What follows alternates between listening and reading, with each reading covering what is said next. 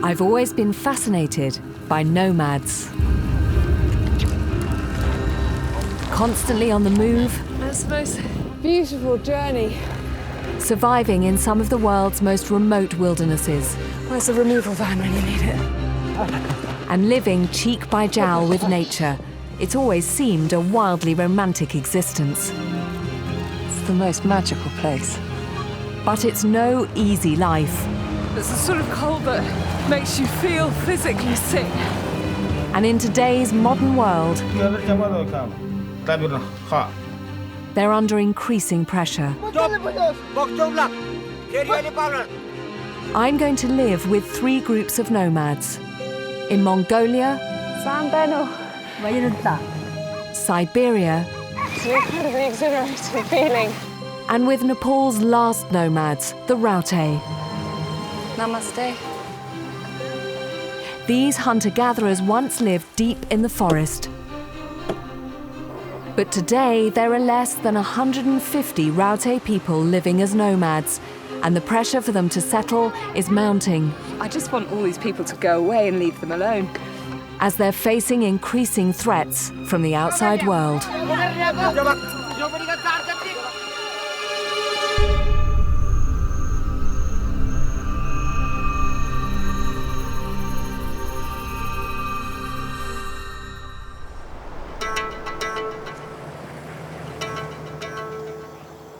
For over 900 years, the dark, steeply wooded hills of central Nepal have been home to the famously secretive Raute.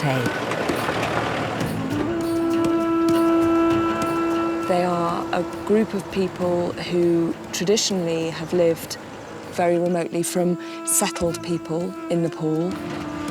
These are people that really live life on the move. But in recent years, they've been leaving the forest and settling within Nepali society, all except one small group. Very little has been written about them. We don't think that anyone has ever filmed them for television before, and getting access to them has been a very long and careful negotiating process. It's a 2-day journey into the heart of southwestern Nepal to a small district called Dilek, where I'm hoping to travel with the country's last nomadic group. The Raute move every few weeks around this, their traditional territory, which is roughly the size of Wales.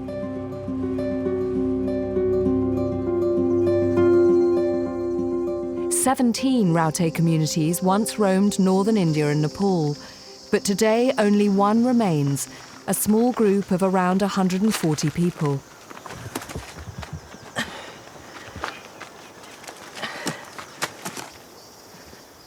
I've been told that their current camp is somewhere down in this valley.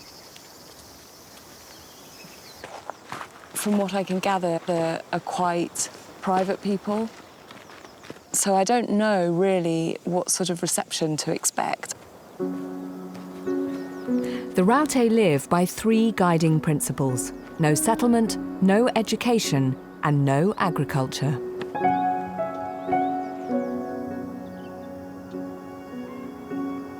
I'm keen to know how they can hold on to these beliefs as they come into closer contact with more mainstream society.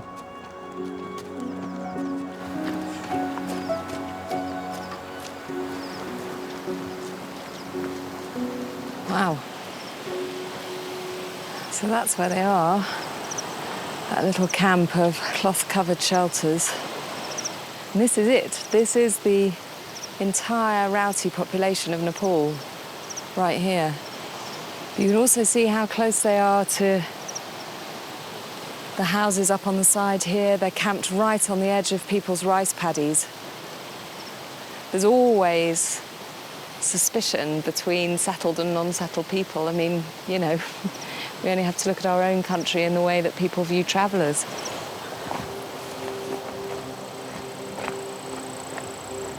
Given that there are so few of them left, and that there seems to be this shift towards living much closer to settled people, does this spell the end of the last nomadic tribe of Nepal?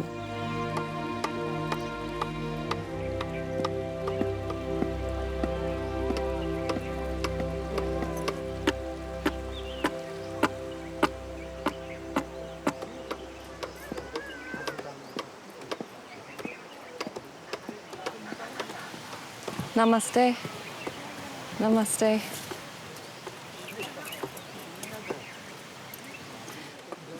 This way? Thank you.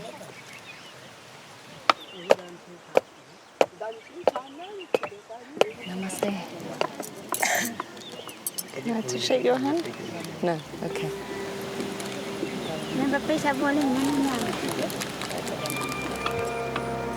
We've pre-arranged our filming and we're compensating the Raute for their time. But there's an uneasiness in the camp and no one's very keen to engage with me.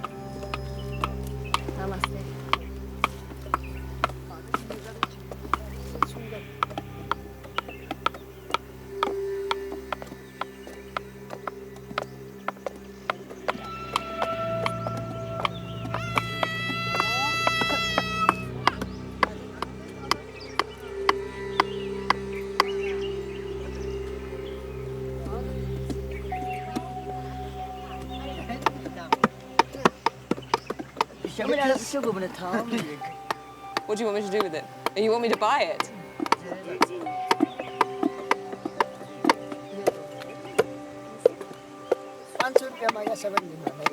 I want to know first, who taught you to carve? The banana.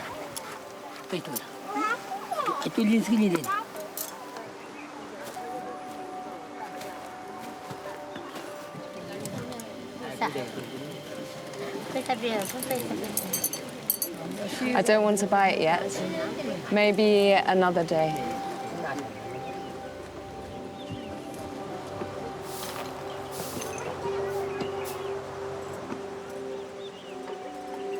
Ah, tobacco. It seems at the moment that I am being seen a little bit like a human ATM, and everything is about money.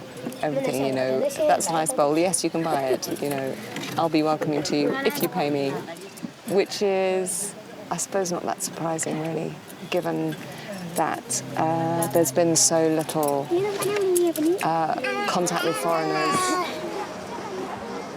It's going to take time to win their trust. But, as is often the case, it's the children who seem the most intrigued.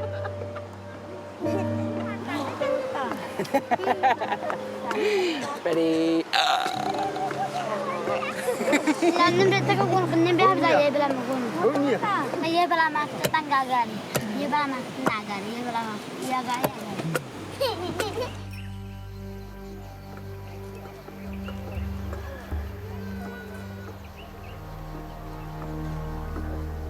The Raute are moving away from the deep forest where they had no need for money.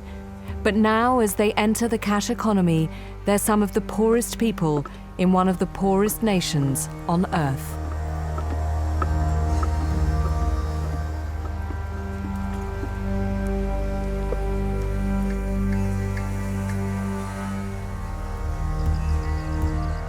The crew and I are camping a short walk from the Raute settlement.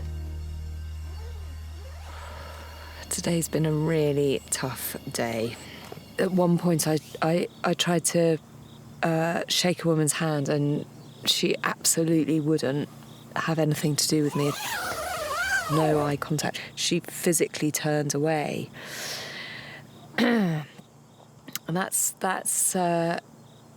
quite hard to deal with. But it would be lovely to feel at some point that there is a genuine connection and interaction that isn't just paid for.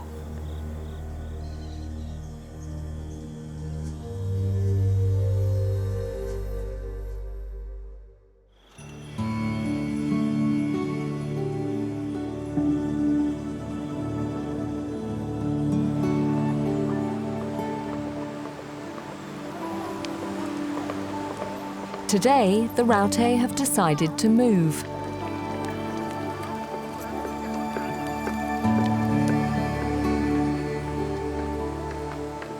Namaste. Do you want me to help? It's not clear why they're moving, but with such simple dwellings and very few possessions, it's a quick process packing up camp.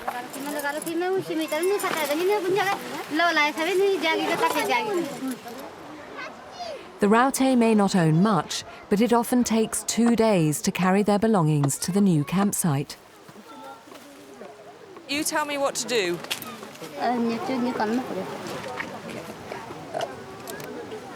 Okay, so what would you like me to do?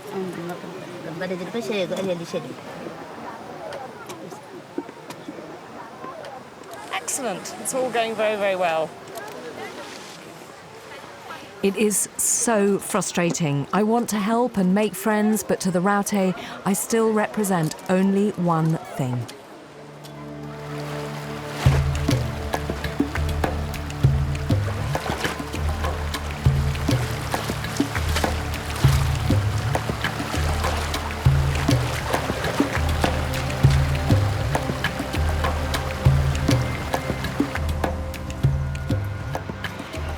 I feel very guilty not carrying anything, particularly when you see these little kids walking up with their human loads.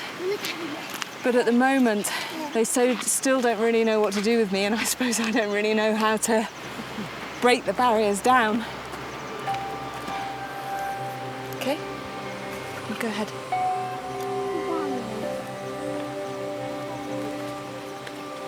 She looks very, very pregnant, and although this pole weighs nothing, just feel... You want to take it? Sure? Okay.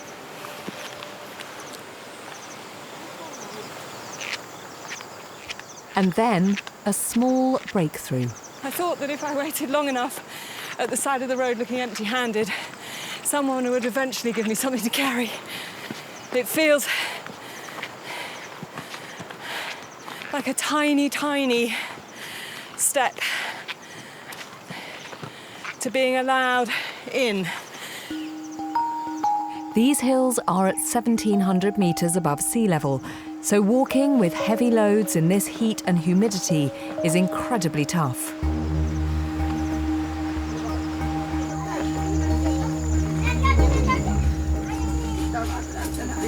It's all going quite well. I've gained a pole and a goat.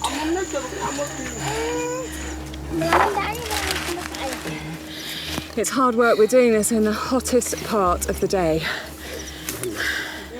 I'm trying very hard not to show any sign of weakness whatsoever when you've got little things like this probably carrying more than their body weight. While we rest, one of the most respected elders, Mine Badu, tells me about their moves. राउटेको बारेमा हामी चाहिँ सर्दै सर्दै किन नजाने धेरै जस्तो एकै ठाउँमा बस्न सक्दैन धेरै जस्तो महिना 4-5 बजेपछि त एकै ठाउँमा हामी बस्न सक्दैन कुई नयाँ ठाउँ त आयो यहाँबाट गाउँ भेट्न सकिन्न त यहाँबाट गाउँ टाढा भएको भनिसकेपछि त 2-4 दिन बस्छ फेरि अर्को नयाँ ठाउँमा गयो भने फेरि गाउँ नजिक आयो व्यापार गर्ने नजिक भएको. The Raute used to hunt monkeys and forage for food in the forest.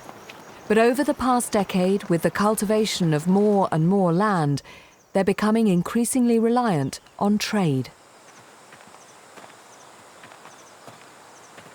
खाली गाउँ टाढा हुने वन मात्रै वनमा बसेर हुन्न खानु त चारो चाहियो हो त्यसकारणले हामी त्यही ठाउँमा बस्छौँ.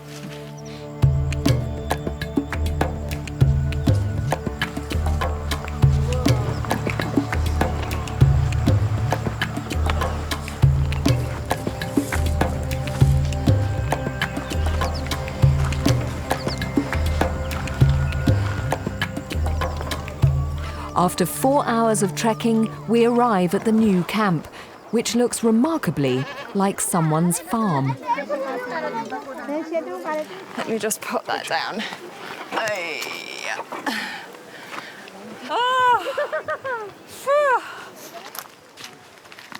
There are 4 Raute chiefs, each elected by the community. One of them, Ain Badu, has asked me to go with him to collect wood. Each time they move, the Raute rebuild their simple shelters, taking what they need from the surrounding forest. So this is what the villagers are afraid of. All the Raute now spreading out and cutting trees down. Now, you might think, why don't they bring everything with them? But given that they carry everything by hand, and having just carried a few poles myself, I can understand why they just think, well, you know, it'll all rot down, we'll just leave it there. But equally, you can see why the villagers must think, what a waste of wood. You need more? We're going this way. Here? This one? It's illegal for Nepalis to fell trees. They're only allowed to take dead wood from the forest floor. So it's going to fall this way? OK. So we go that side. But the government has granted the Raute special permission to take what they need. It's easy to see how that could lead to conflict.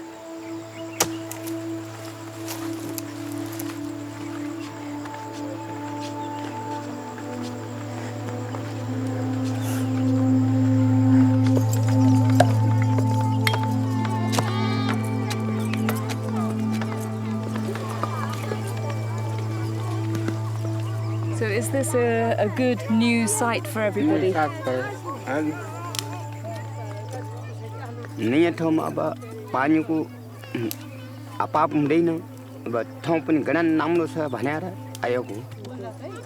Do you know who owns this land?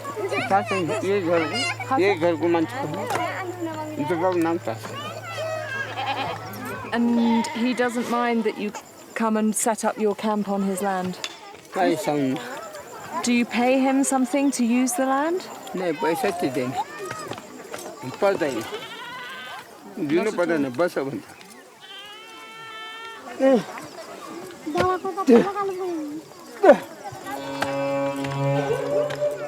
Agriculture is vital to Nepal's struggling economy.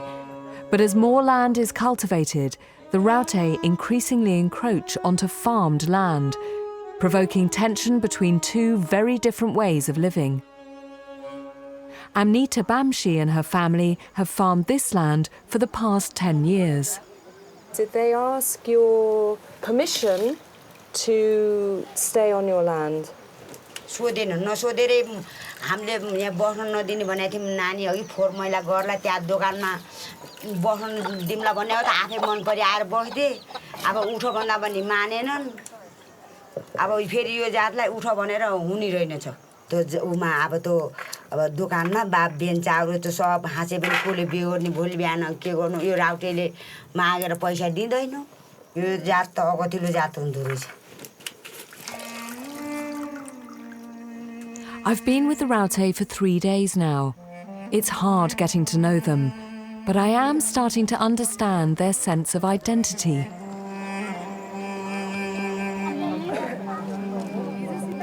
They are enormously proud of who they are, and there is something regal about them in their filthy clothing and their matted hair, and yet, you know, the women walk through that camp like princesses. They've got this incredible bearing about them. They look magnificent. And if anything is going to keep them as Raute, as these, you know, highly mobile, highly proud, obstreperous, difficult, impossible to understand people, it is going to be just the essence of them, of what it is that make them Raute.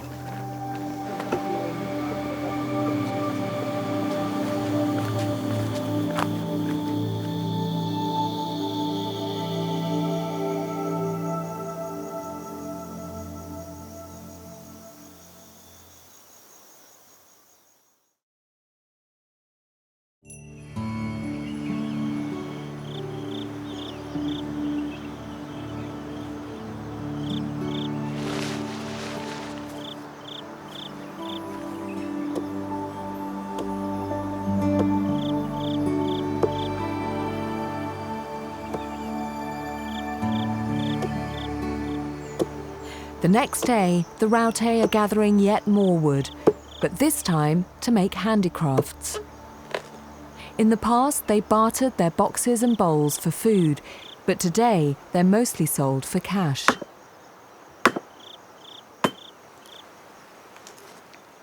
It's not enough to live on, so in 2009 the Nepali government began to give each Raute a monthly cash allowance of £6.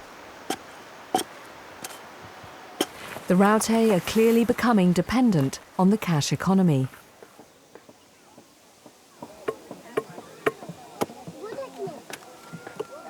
Birbadu, another chief, is one of the best carvers in the community. Birbadu, can you tell me what you're making? यो मुर्सु बनाउनु लागि आसन्ता मुर्सु बक्स भन्नु पर्छ चाल्नु चाहियो भाँडाकुडी हाल्नु चाहियो रुखादेखि हामी यही बनाउँछौँ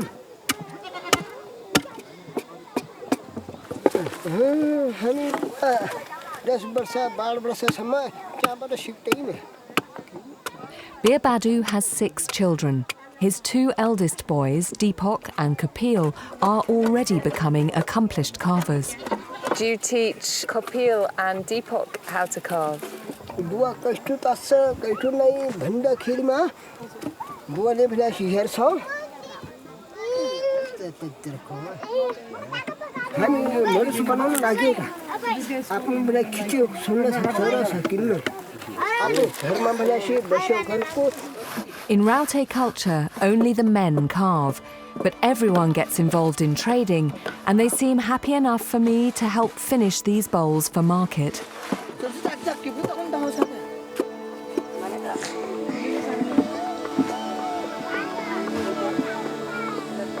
We're taking the bowls to the local village of Godabas, where a trader is waiting to buy them. Like that? Yeah.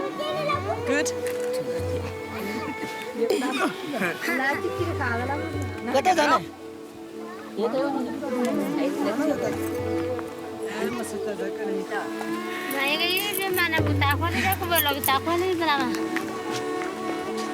I head off with Birbadu's sons. It's a 2-hour walk to the village, up yet more ridiculously steep hills.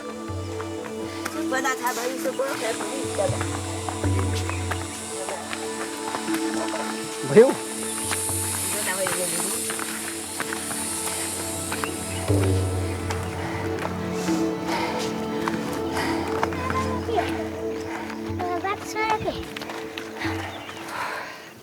This is quite a walk to the village shops.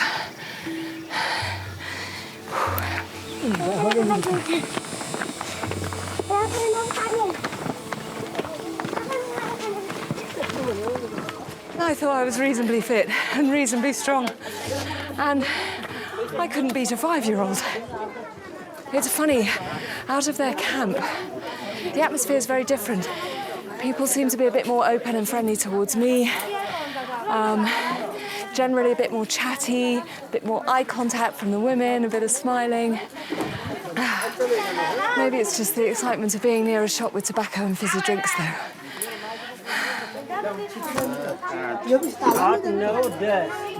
The trader waiting for the Raute is from another district, 200 kilometers away. यो भाडा जान्छ India जान्छ यो यसलाई फेरि परिवर्तन हुन्छ यो गएर फ्याक्ट्रीमा यो अर्कै किसिमको बन्छ फ्याक्ट्रीमा गएर The bowls will be refined and decorated for the European market, where they'll sell for up to £40 each. How much will you pay for the bowls? अहिले हामीले चाहिँ 200 रुपैयाँ दिने गरेर सरदर हिसाबले हामीले त्यो मिलाएर Only 200 rupees? Not very much. Should you pay more? हामी पनि अब गरिब हो अर्काबाट कर्ज निकालेर केही न केही गर्नु पर्यो भनेर अब एउटा पेशा नै गर्नुपर्छ भनेर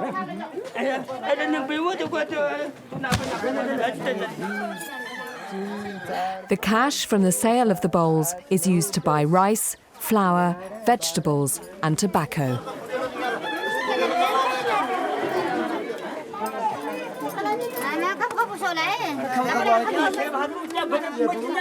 Did the sale go well today? Did you get some good money?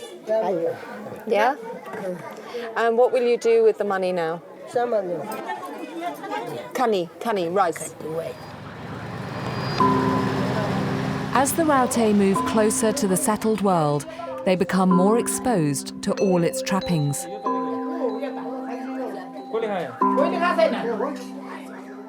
What do you think about things like mobile phones or televisions? राम्रो लाग्यो हेर्नलाई मात्रै राम्रो लाग्छ आफू किन्नले राम्रो मान्दिन अरू किने त पनि नराख्ने And the same for phones as well? छैन त्यहाँ पछाडि त पैसा पनि चिना छैन Do you think your life would be better if you lived in a village like this one, settled? मैले के भन्दाखेरि अब म पुर्खा दिनबाट मैले यो छे बानी परेर म के राम्रो मान्छु This is so surprising to hear. Wherever I go, it's always the younger generation that wants new technology to modernise. But here it seems these Raute boys genuinely hold their traditions dear.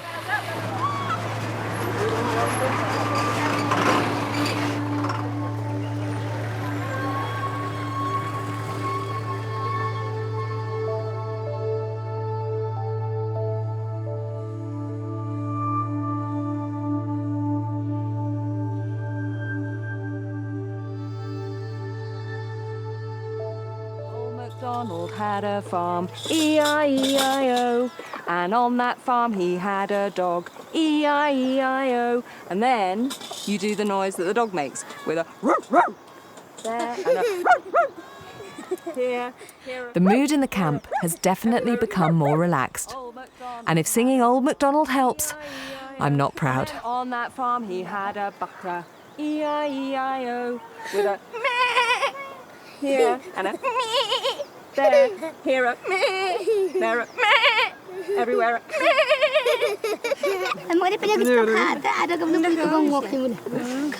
Old MacDonald had a farm, E-I-E-I-O, and on that farm he had a, what's the word for cockerel? Brilliant! Helping with the move, selling bowls with the boys, and now singing Old MacDonald really seems to have broken the ice.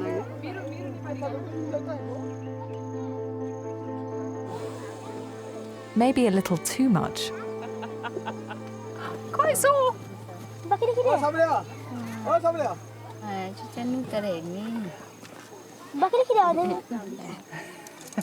Tulsi is Deepak and Kapil's aunt. She's been asking me about whether I've got a baby or not. She's a widow. Her husband died a few years ago from what they think was malaria. How many children do you have? 3. And this is your youngest one? Youngest daughter. And then the other 2, you have sons or daughters? In Raute families, is it good to have daughter or son, or it doesn't matter? Hello. You're almost as pretty as your mum. When her husband died, Tulsi lost her main source of income, as only the men are allowed to carve bowls to sell. She does receive the monthly government allowance, but it's not enough to sustain her family. But the Raute are a close-knit community. Tulsi's brother-in-law, Birbadu, and his sons, Kapil and Deepak, help to support her.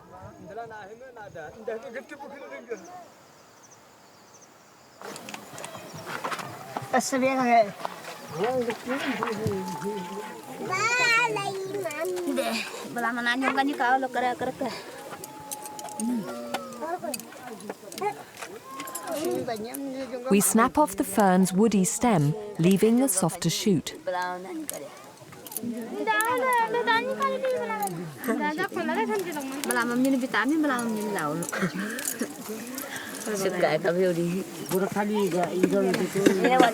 The fern fronds are boiled in salted water with chilies and then left to go cold. Tulsi and her children will eat them with plain boiled rice this evening.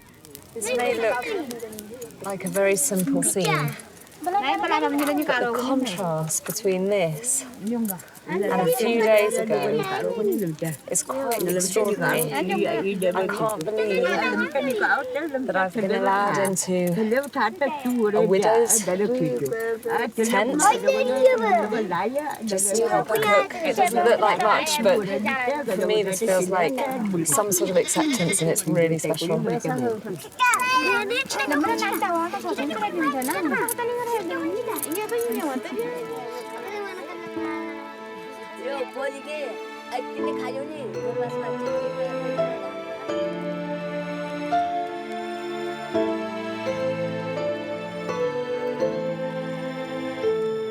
Thank you. Thank you for today. It was a really special day.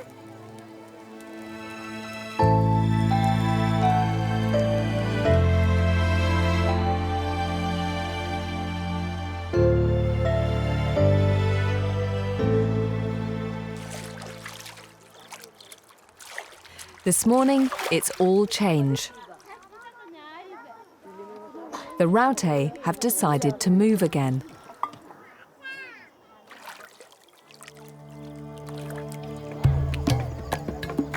The decision to move is taken by the whole group, but the chiefs have the final say. An advance party has already scouted out a new campsite.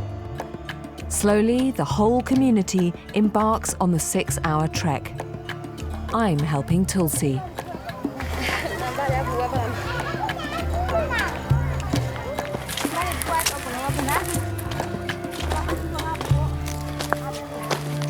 The Raute usually move when their camp becomes unclean, if the water supply isn't good enough, or after a death in the group.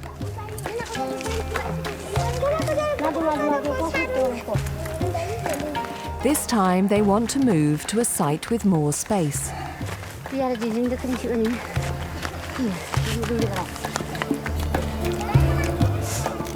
In 5 days' time, it's the biggest festival of the Hindu calendar, Desai. They want a campsite that will sustain them for the duration of the 15-day celebration. I suspect I've been given the kids' load. I'm carrying firewood. Probably not that much, 15 kilos.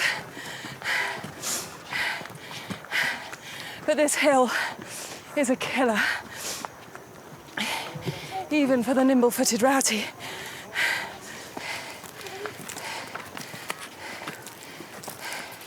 Oh, I tell you what, where's the removal van when you need it? The one thing that is coming through unequivocally during the time that I spend with these people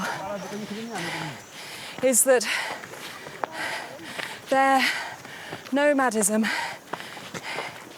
is right at their heart. This is their life. And it's hard,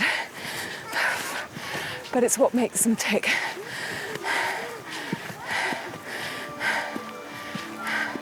And I really get that.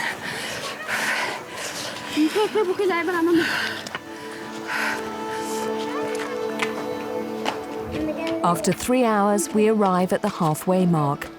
My small load's been hard enough, but Tulsi's is nearer 40 kilos, about the weight of a 10-year-old child.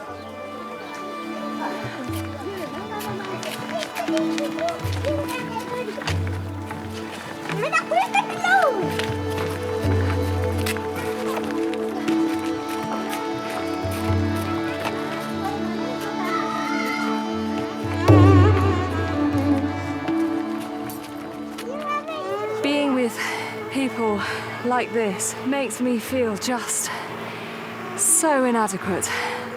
They're so strong and resilient, and they kind of fit with this landscape.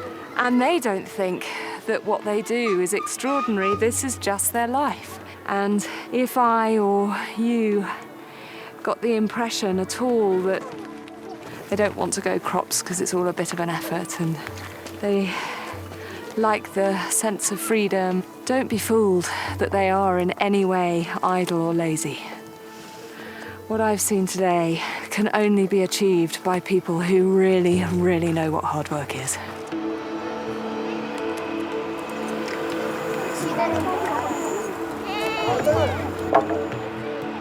The Raute's new camp on these man-made terraces is surrounded by a busy road.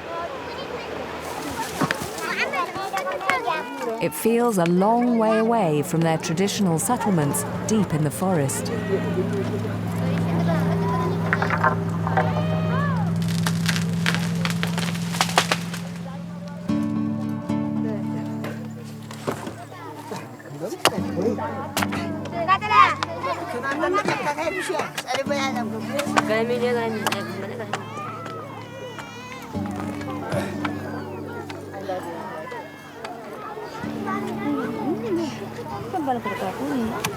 Kapil is making valiant attempts to build Tulsi shelter, and I'm trying to help as much as I can.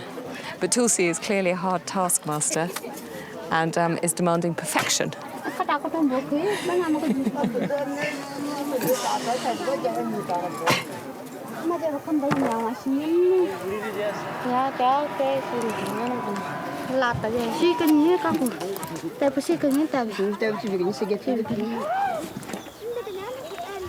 Over the last decade, as other Raute groups have settled, they've become subsumed into mainstream society.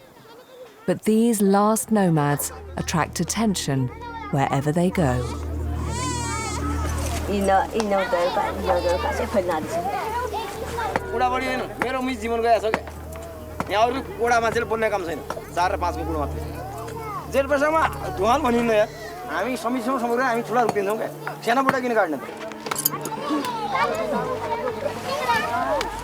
किन नबोल्ने हामीले आफूले बजाए जङ्गल हो क्या 1 number 3 number अरु नम्बरका जस्तो जङ्गल होइन 5 नम्बर जङ्गल हामीले व्यक्तिगत आगो लगाएर आगोको परानी भएर बजाए जङ्गल Villager Jit Bahadurmala is employed by the district to take care of this small communal plot of land.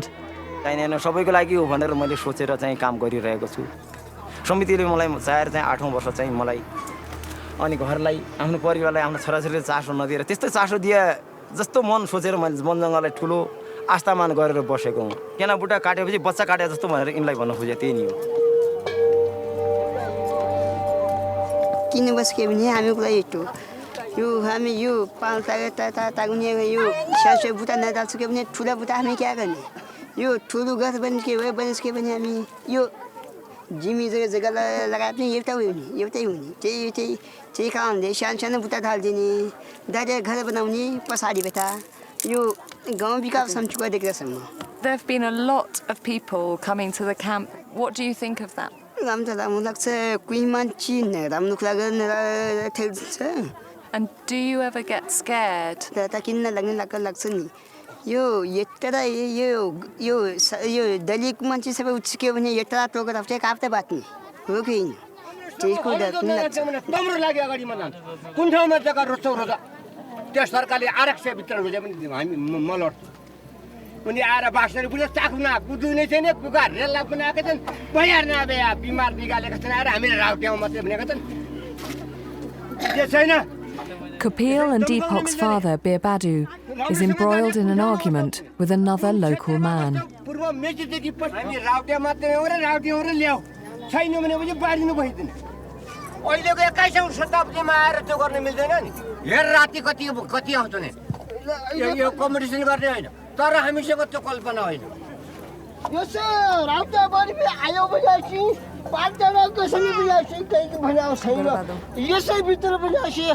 तिम्रो पनि आउँछ हास्दै पनि आउँछ बक्चौ लाग फेरि अहिले पाउला फेरि मेरो हातबाट यहाँ सबै जोडी बचाउ होला मसँग ठीक गरेर बस नलागो जो पनि सबै पनि यति कुरा नगर Come, let's go. तपाईले नेपालबाट जंगल विवाद नागरिक हो Birbadu. राउटे के साथ जाने हो Mama, let's go.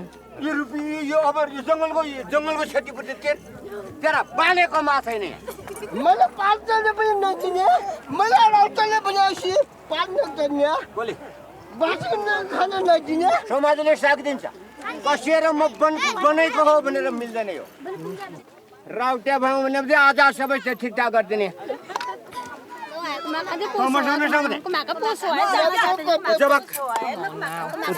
see your wife and I'll take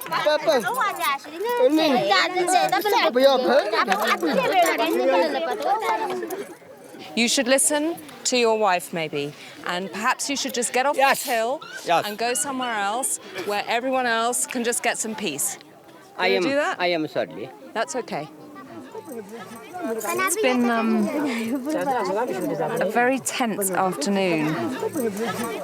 I can't say I'm surprised, really. This site that they've moved to is so public, and there are a lot of people who are threatening them in one way or another. There was one man in particular who works in the forestry around here, is incredibly upset that they've cut down the trees, and I have to say, I can totally see his point, but I am really torn. So I feel incredibly protective. It's really odd, but I just want all these people to go away and leave them alone. So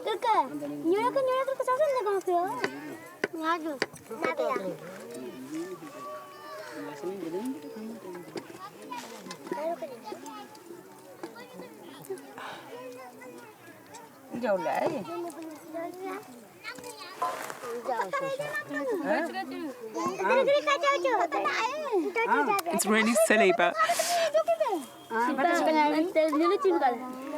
I was looking at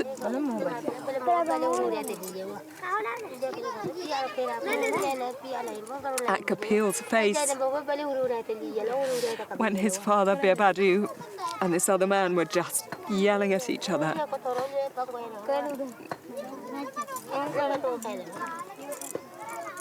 And he just looked.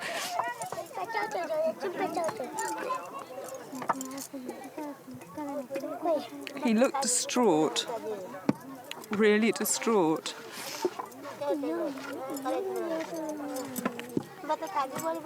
And as much as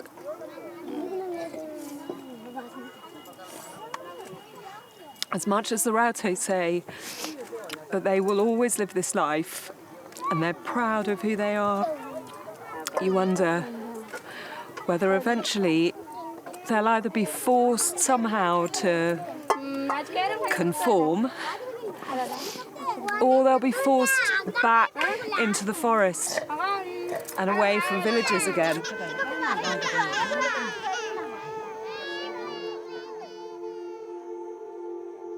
When people come and they shout at you and they want you to go away, does that happen a lot?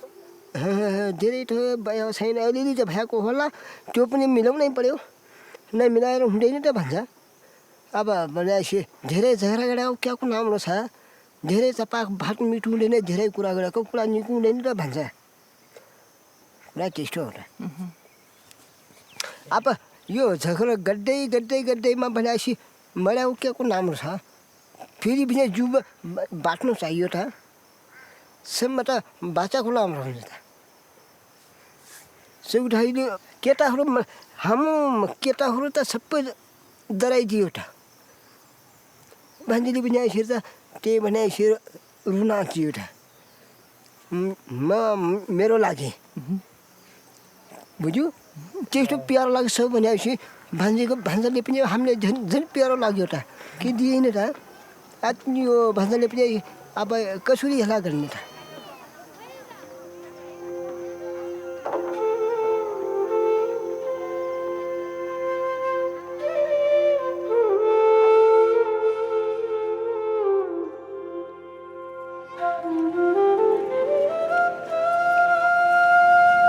Today's the start of the Hindu festival, Desai.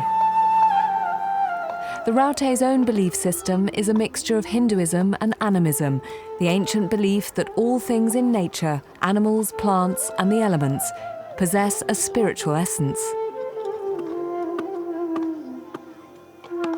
To help them celebrate Desai, the Nepalese government gives every Raute family a special payment of £65, with which they buy a goat for slaughter and enough food for the 15 days of celebration.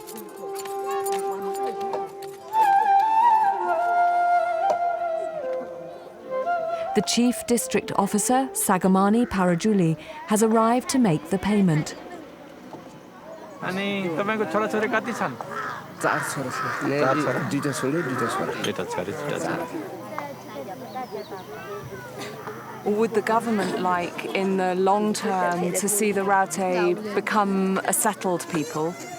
Yes, we have to convince them to be settled. Their life will be more easier, comfortable, and forest will be preserved. Do you think they would be willing to settle? Generally, they are not willing. We have to convince them. In future, I hope they will come to the mainstream social life. It will be better. And gradually, they will not remain barefooted all the time. I hope within 2-3 decades, their life will be drastically changed and towards better life. I think it would be a shame. It's pretty clear that by handing out this cash, the Nepalese government is trying to entice these last nomadic Raute into becoming settled.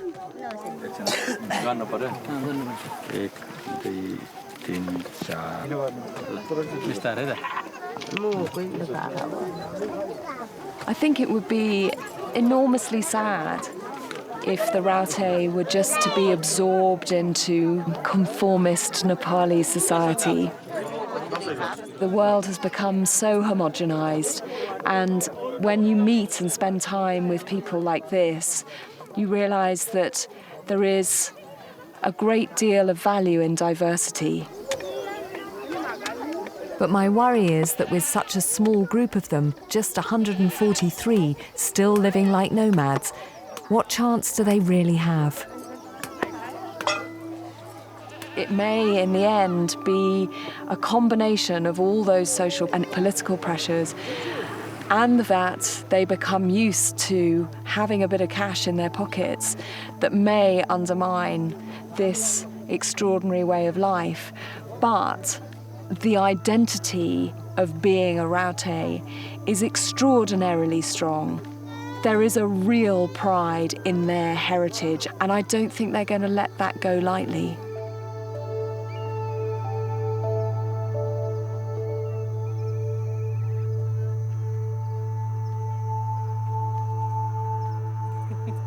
As dusk descends, the tension of yesterday is forgotten, and the Raute begin their Desai celebrations.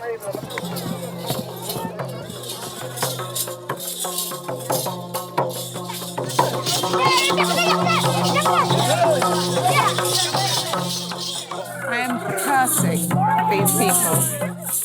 For the last 2 weeks, they've had me singing Old MacDonald till I'm blue in the face. And I have tried so hard to get them to sing or dance for me, and they're like, no, we don't do it, we don't do it.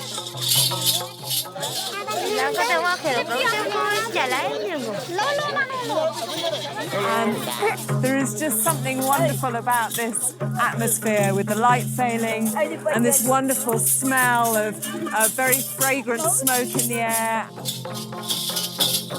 Just has this very simple joy about it, and I think that is very much a facet of Raute life. They have their challenges and put up with a lot of prejudice and negativity. Hey, I'm Badu. How are you? Okay. It's great. Yes, great. They just have this fantastic generosity of spirit, particularly when they've had a bit of chan, which I think might be flowing quite hard tonight.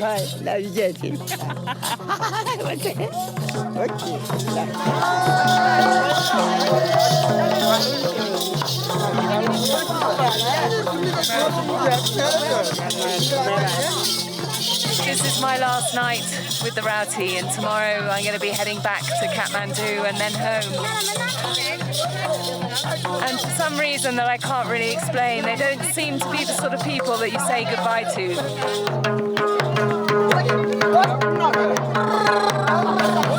So I'm just going to leave them to it, to celebrate Desai, and then to pack up their things and move on.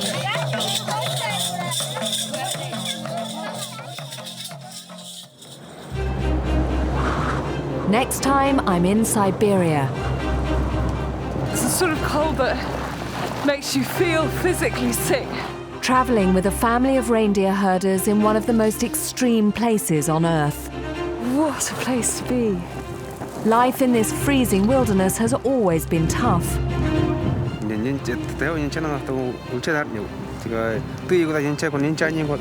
But now they're facing the global threats of climate change and heavy industry. The Yamal Peninsula is one big gas reserve.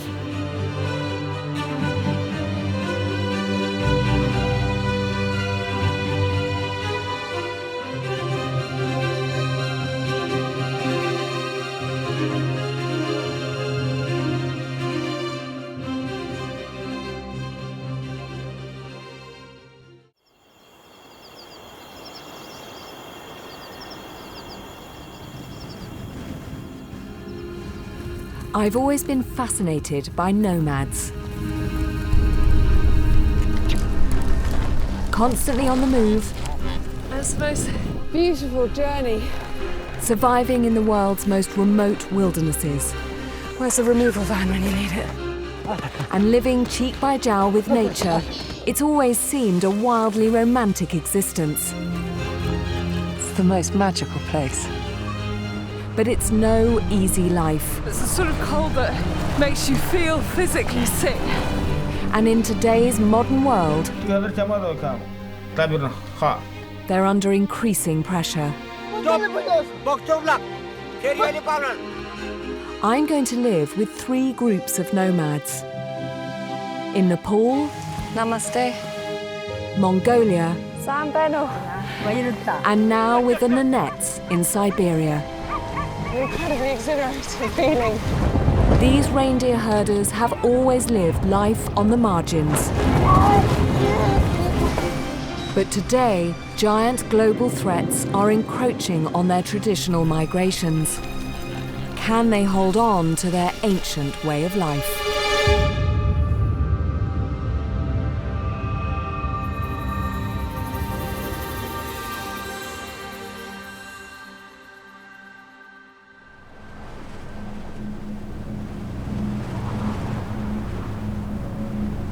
The Yamal Peninsula in northern Russia, a vast and frozen wasteland jutting deep into the Arctic Circle.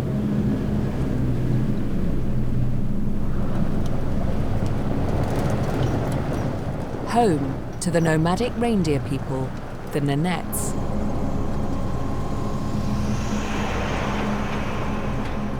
In their language, Yamal means end of the world, and if anywhere feels like that, it's this place.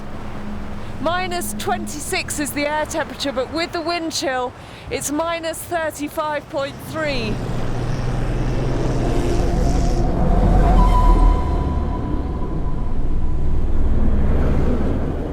I have never been in the Arctic wilderness in the teeth of the winter.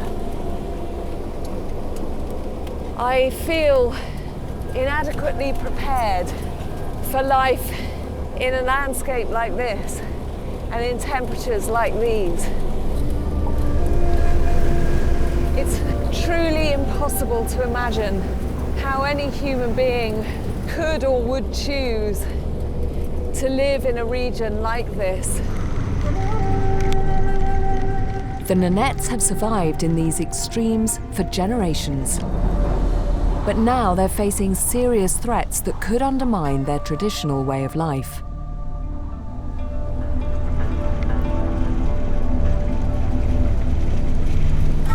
Like so many places in the world, this is an environment that's changing rapidly. Particularly with regards to climate. In 2013, a dramatic temperature rise in midwinter led to the death of thousands of reindeer. But it isn't the only threat to these people. The discovery of huge reserves of gas in the northern peninsula have brought in machinery, have brought in roads, have brought in railways. This massive infrastructure supporting the gas industry is squeezing and blocking the Nanette's migratory routes. I'm hoping to find out how they're coping as these pressures stack up against them. It's early December, and our journey begins at the edge of the Arctic Circle in the town of Salakot. From here, six-wheel drive trucks called trekkels are taking us 200 kilometers further north. We've arranged a rendezvous with the Nanette's family, who are migrating south across the tundra, the barren permafrost of the Yamal Peninsula.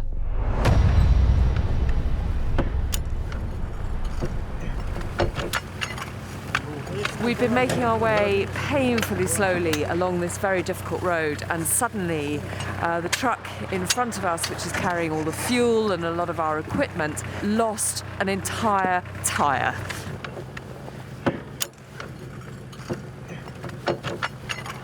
This is the size of the thing that we're dealing with. So poor Sergei and Igor are now having to try and work out how they can get this back on the trailer. Что если мы... Сейчас я задомкрачу эту фигню.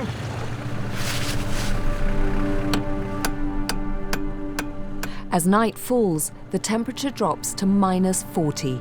Attempting a repair in these conditions is perilously difficult.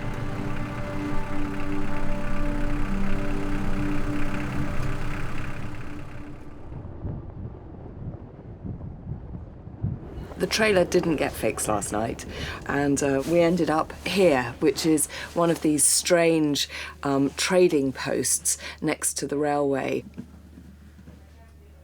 It was midnight, and everybody decided that if there was anywhere to stay, we would give up for the night. We did actually find a part which is miraculous, and Sergei and Igor are welding it onto the trailer. But we spent the night here in a shipping container, everybody crowded in together. Frankly, if we manage to get to the Nanette's camp today, I think it'll be a miracle. This remote trading post serves as a depot for Gazprom, the Russian energy giant exploiting the gas fields here. And as one of the many reindeer slaughterhouses that are dotted across the peninsula. In recent years, many Nanettes have been forced to leave their nomadic lives. Some of them have ended up working here.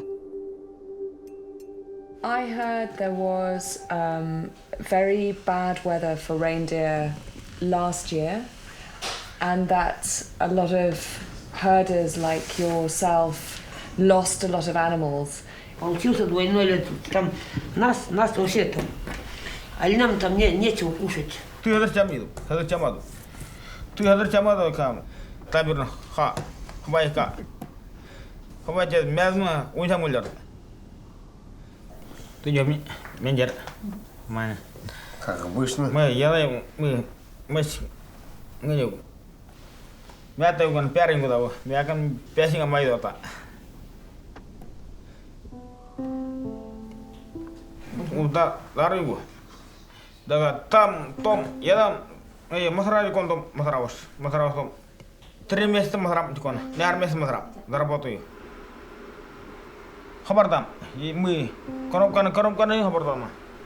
Ты уверен не кабардо. То я я любил. Уйнярин если тиннарим тынам тиннарим. Харав гила тарнинго хараван.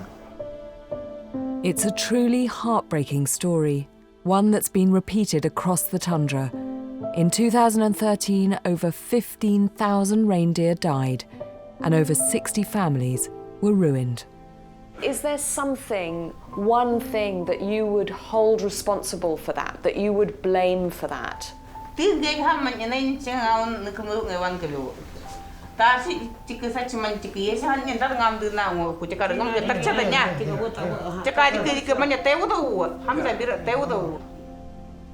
Kayanga tam harto tutum boz puzum ne zuchi Где-то торчал, это молодец, понимаете? А если мы свои законы топчем, допустим, сами себя не ценим, не уважаем, тогда нас никто как бы не будет уважать.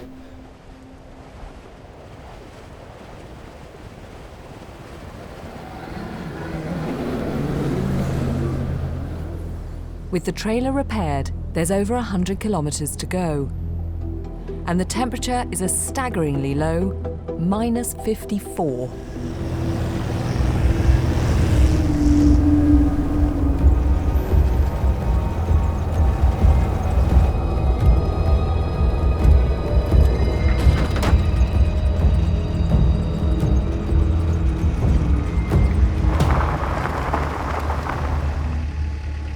Basically, we tried to leave the trading post and almost instantly the truck oil got a puncture.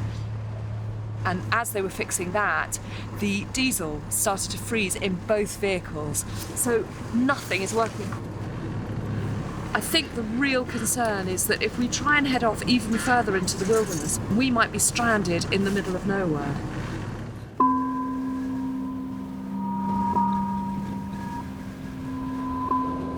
To make matters worse, the delays mean we've missed our rendezvous with the Nanette's family we had planned to stay with.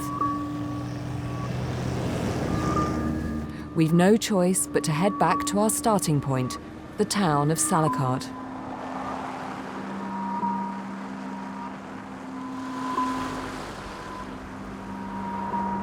Being up there at that trading post gave me a real sense of, of another way of life.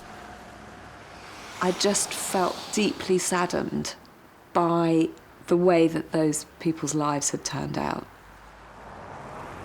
Those men were killing reindeer, day in, day out. That was their job. And those were people whose whole lives had been about living with, living alongside, and looking after reindeer. That would destroy the most robust of human souls.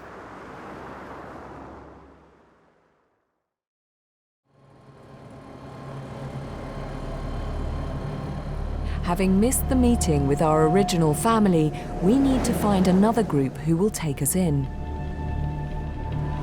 Our quest for a new reindeer herding family has begun in a different truckle, this one running on petrol, so hopefully it won't freeze up, despite the fact that it is absolutely bitter again outside, -35.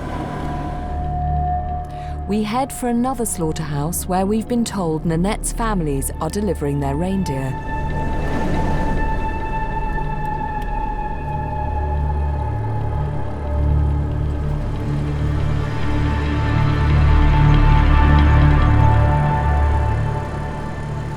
Is this the place?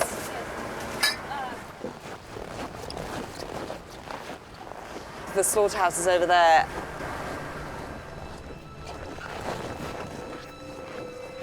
At this time of year, the Nanettes come in from their camps in the surrounding tundra to sell some of their animals.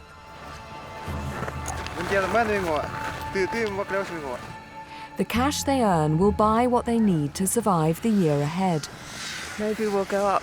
Let's go up and see. It's an extraordinary but sad sight as the reindeer are rounded up into pens ready for slaughter.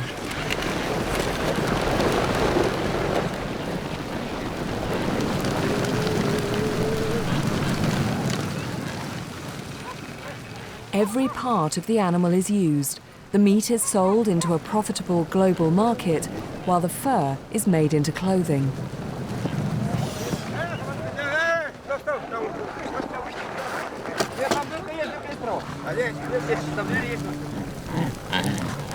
It's indescribably cold. It's the sort of cold that makes you feel physically sick if you exert yourself in any way. And it feels like I've jumped into this otherworldly scene of kind of life and death. It's hard to describe when your brain is frozen. It's so cold. I can feel my eyelashes freezing to my cheeks.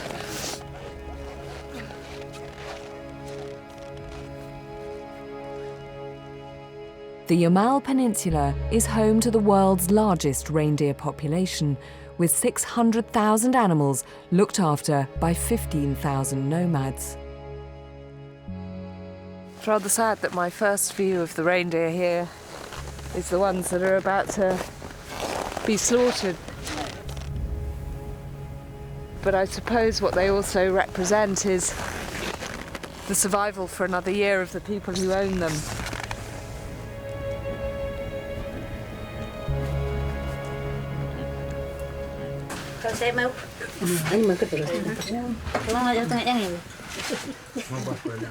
With the reindeer rounded up, their owners take a break inside a communal building. Good? Should we do that one as well? Ready?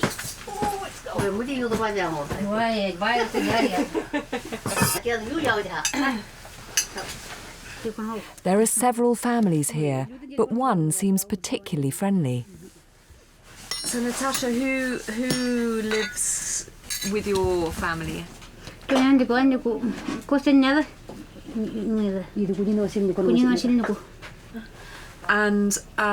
will you be migrating again when you're finished here, Natasha? Would you allow me to come and learn from you about the Nanette's way of life?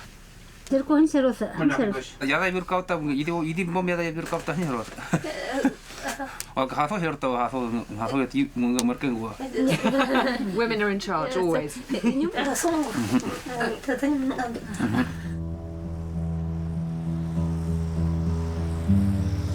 We set off for the family's camp, Natasha and her daughter guiding the way while Kostya travels back on his sledge.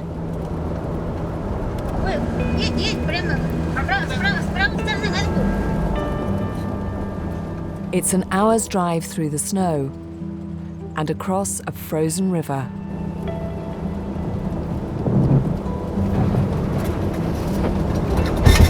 Sorry. That's okay. No, you're doing good driving, Daniel, don't worry.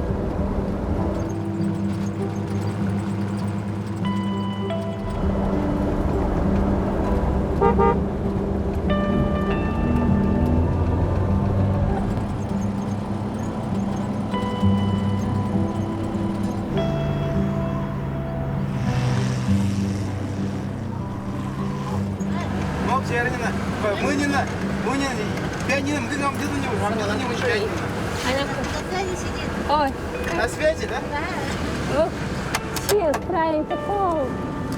Связи он не маркиза. There's a man up the tree here. I was thinking, what on earth is he doing? Apparently he's trying to get mobile phone signal. This is modern nomadism for you. Oh, it's beautiful, look.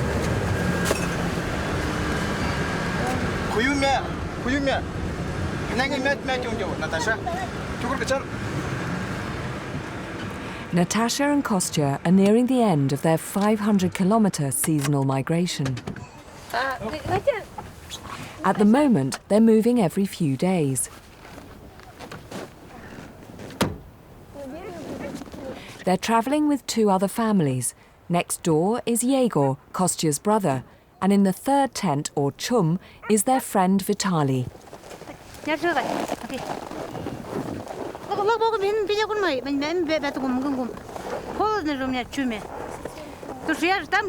Okay, okay. These traditional chums are all that protect these families from the harsh Siberian winter. A simple wooden frame is covered with reindeer skins, and that's it. Without a fire, it's as cold inside as out, and right now, that's minus 38. But what a place to be. Something so harsh and bleak about this landscape.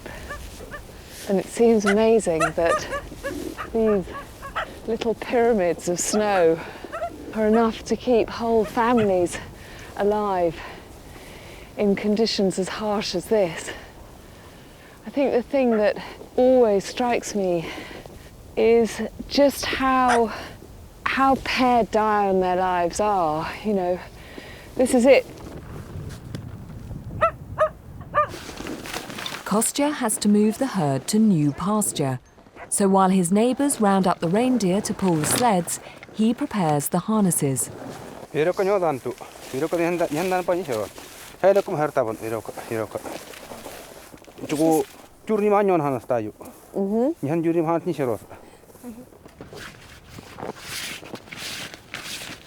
So is it the same rule for children?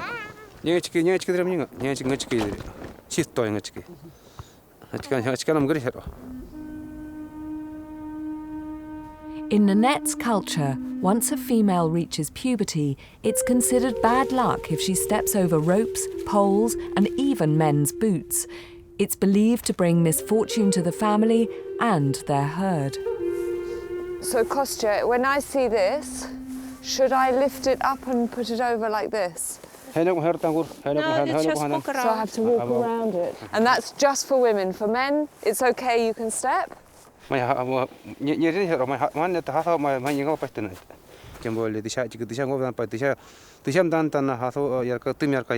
Okay.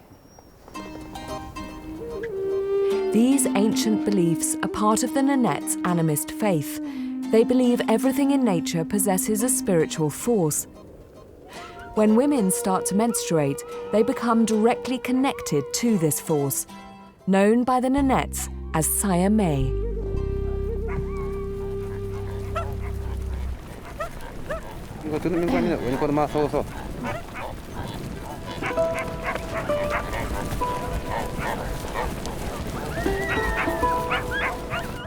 Kostya and his neighbours share over 300 reindeer, and like their ancestors, they rely on them for food, warmth, and transport. The three families own individual animals, but they all share the workload. Amazingly, Kostya, Yegor, and Vitali can tell each animal apart, even at several hundred meters. Oh, we got it. Good shot.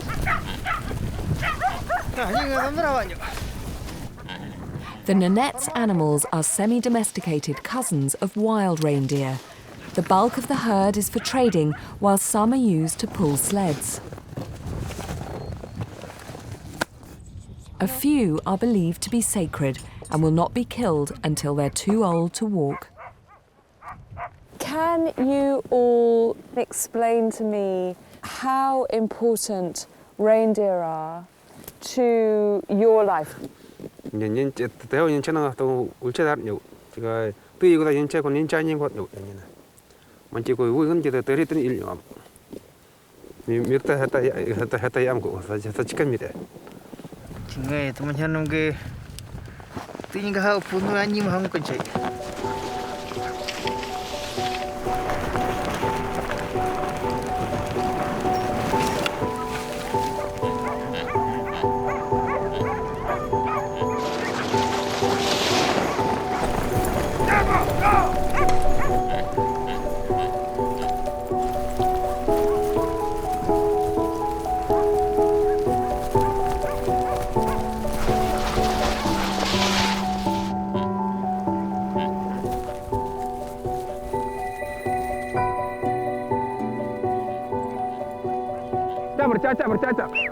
Caca bercaca.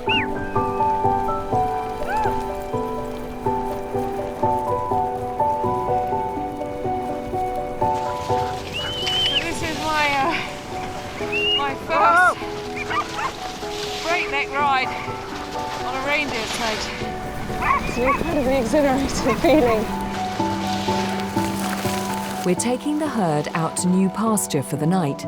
It's a 4-kilometre ride.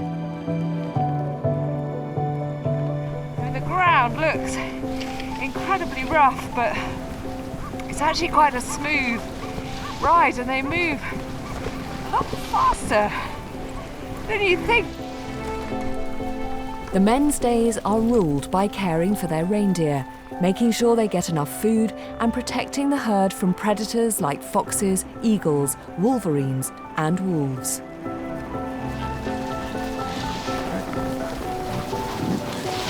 Actually, it's quite heavy. I don't quite know how we're going to get through here. We're going just splashing through some trees.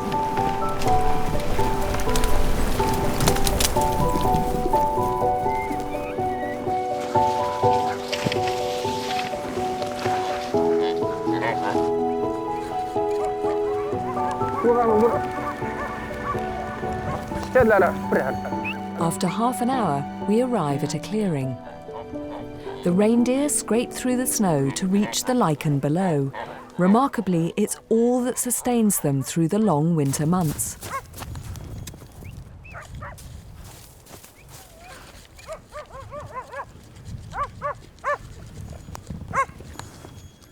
The nomads need to be constantly on the move, migrating up and down the peninsula to ensure that their herds have enough to eat.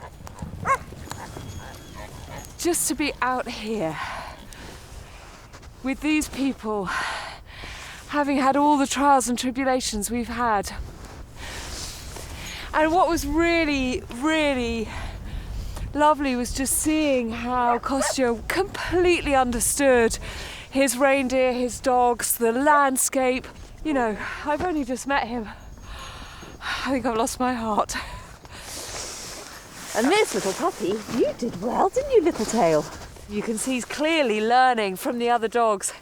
And when the other dogs are all going, "Arr, arr," this one's going, "Arr, arr." See? Go on, do it again. "Arr, arr." Go on, Little Tail.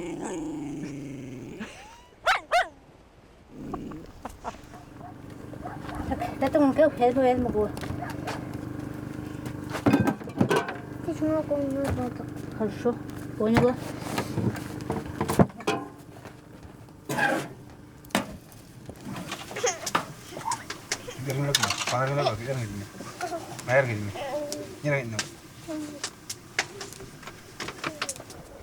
We all bed down in the chum together. The family on one side, the crew and I on the other.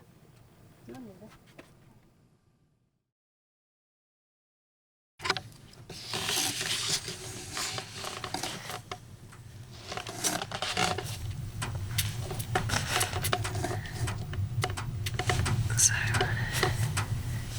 I'm not quite sure what time it is in the morning. They've been amazingly hospitable, these two. They absolutely refused to let me and the crew sleep in a tent. They thought we'd die. So we spent the night here in the chum, and I think this is where we're going to be for the next week. Quite tired.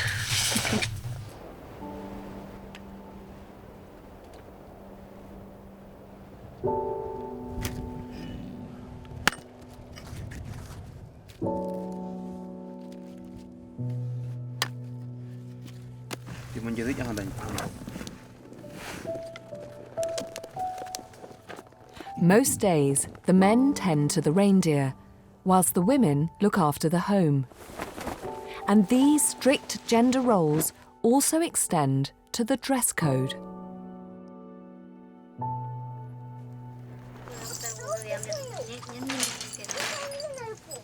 So Natasha and her neighbour, which is also her sister-in-law, have told me that basically wearing a pair of salopettes is completely unacceptable. So I need to wear a skirt. So do you both make all your clothes?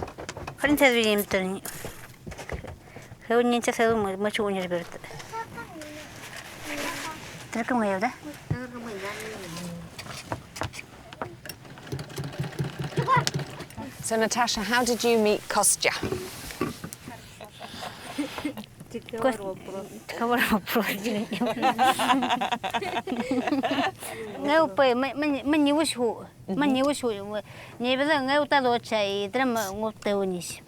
What happens? Can you tell me about a Nanette's wedding?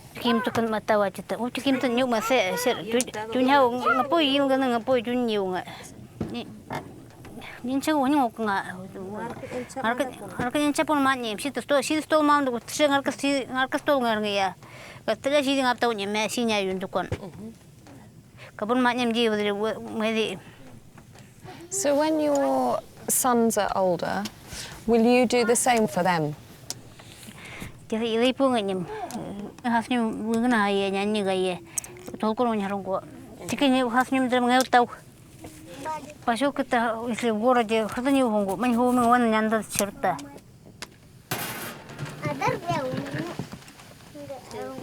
Okay, so I put it in like that. No, tum chera je. Ye bir in tum chera istina nyo.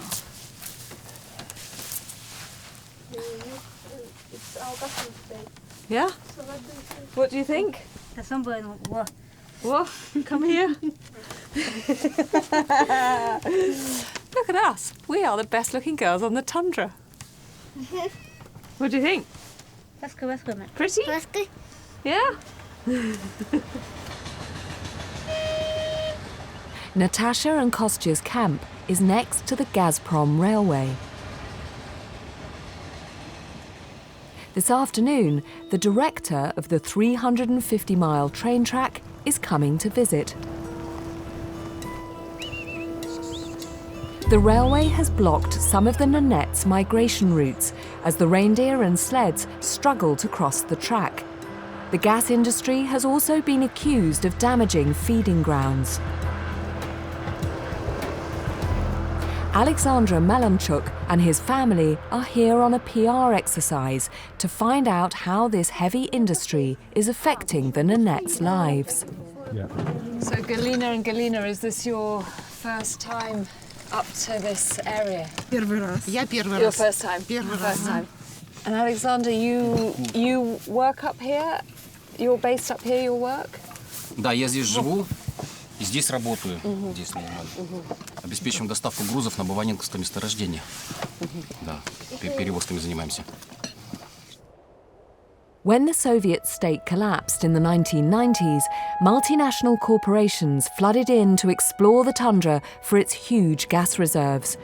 In 2011, Gazprom, the Russian energy giant, began to exploit them. At $41 billion, it's the fourth most expensive energy project in the world and a vital and strategic part of the Russian economy. How did you meet Kostya and Natasha? В прошлом году Константин как раз весной был рядышком здесь. Мне интересно их быт, как они живут, соответственно, да. Ну и интересно, значит, насколько они привязаны к дороге. To compensate the Nenets for blocking some of their migration routes, the railway has made concessions. И, соответственно, мы должны строить специальные переходы плавные, чтобы могли на оленей упряжках спокойно переезжать. Ну, я вам скажу, что насколько полезно. Was any compensation given to the nomadic people in this area? Ну, в любом случае, любая индустриализация, она приносит какой-то определенный урон наносит. Соответственно, конечно, оплачивают им за вот эти земли, за которые мы. The gas industry pays each Nenets adult £20 a month and funds development across the tundra. Арендуем, да. За счет этого развивается их социальника, значит, строятся поселки, обустраиваются. Do you think that this is good progress for the people of the tundra? Всегда придет то время, когда они сами решат, когда им где жить. Почему бы и нет? Цивилизацию найдет. It was a very interesting little visit. I thought the most telling thing about him was how extraordinarily well media trained he was. There was a man who was never, ever, ever going to answer a question straight. There are, no doubt, some benefits for the Nenets. The tax revenues raised by the local government from the gas industry are helping to finance schools and medical facilities in the Yamal district. What scares me is that these are big, powerful industries and I suspect pretty unstoppable. Is this a way of them seemingly to be doing the local people here a favour, when actually what they're doing is gently eradicating their culture.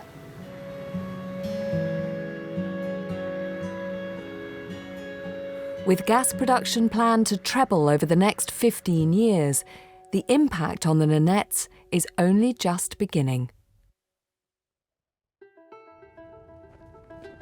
It's very early in the morning and the family are on the move.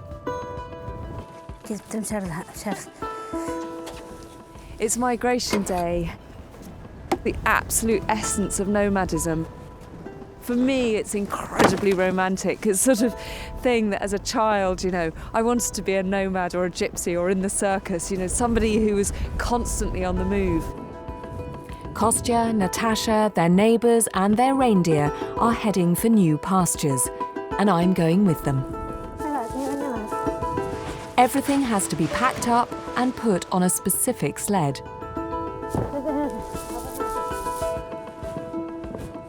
Literally 5 minutes ago, everyone was sitting around, very relaxed, having tea, and then suddenly the whole thing is dismantled in what seems like moments.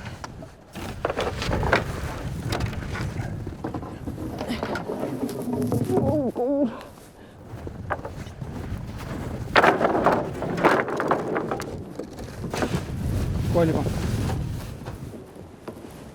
It's like trying to manoeuvre giant chopsticks.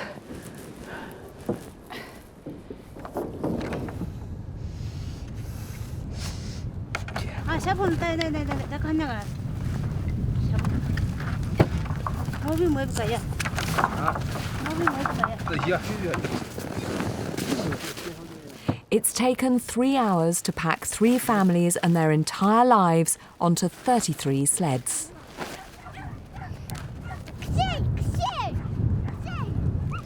The migration is a colourful affair. The sleds are decorated with bells and red leather tassels, and the reindeer wear special harnesses. It's a very beautiful thing. What's it made out of?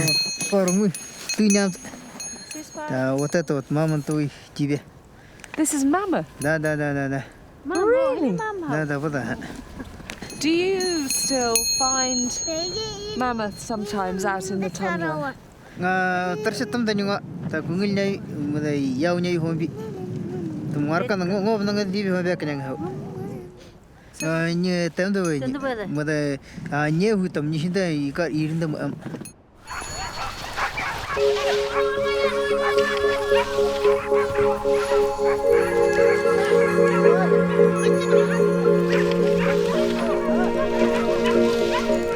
With everything finally packed, we're off.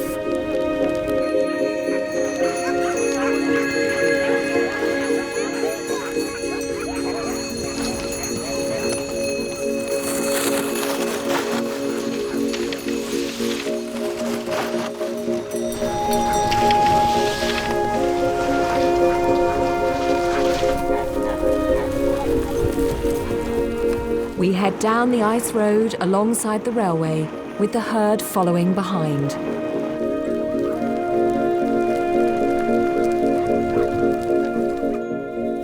Kostya and Natasha have travelled nearly 500 kilometres south since September, and now are only a few weeks away from their winter grazing grounds.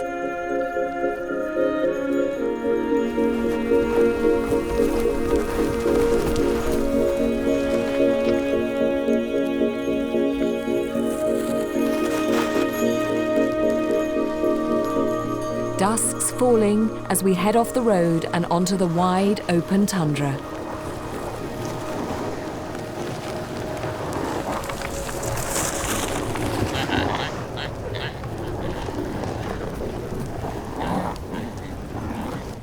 After 6 kilometres, we arrive at the new camp, just as the wind picks up.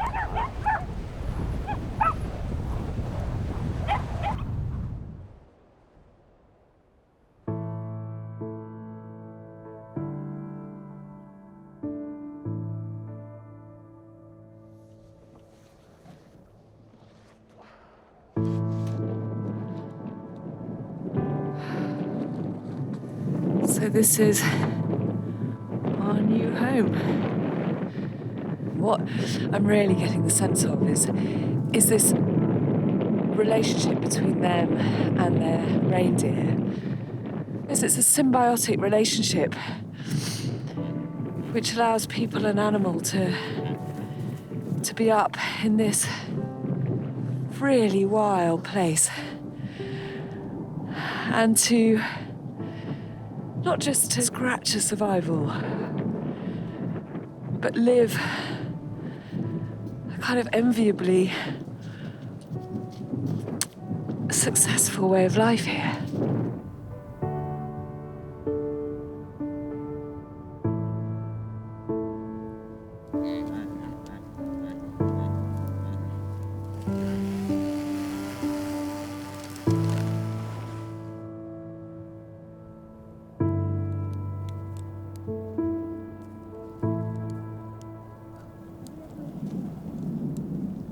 It's quite funny, I just caught Natasha having a little moment with some of her reindeer. She's a complete softie, and she comes out here with bits of bread and feeds some of her favourites. Including you, doesn't she? I haven't got any bread. You're a reindeer, you're supposed to eat lichen. The reindeer are meticulously cared for because the Nonettes simply can't live without them.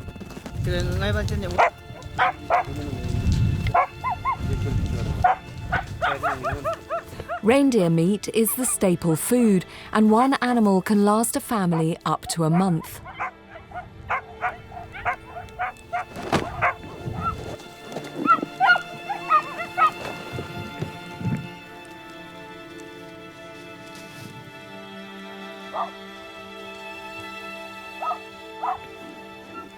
So Kostya is killing a reindeer now,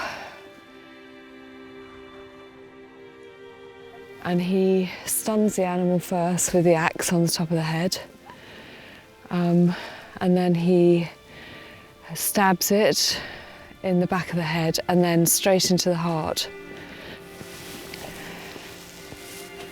And the animal's dead already. This is a non-breeding male that's been kept specifically for meat. Nothing will be wasted.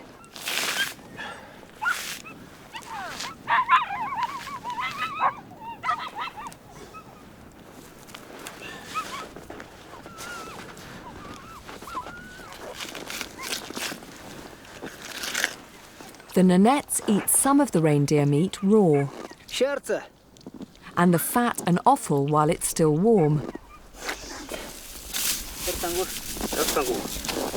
It's a delicacy to drink the blood, which is salted to stop it congealing. Very small, Kostya. But the biggest treat is the warm, raw liver.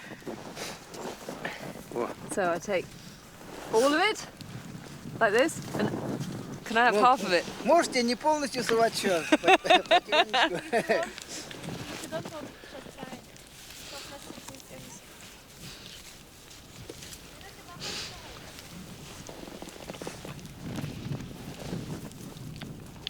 It's quite a mental process to eat this.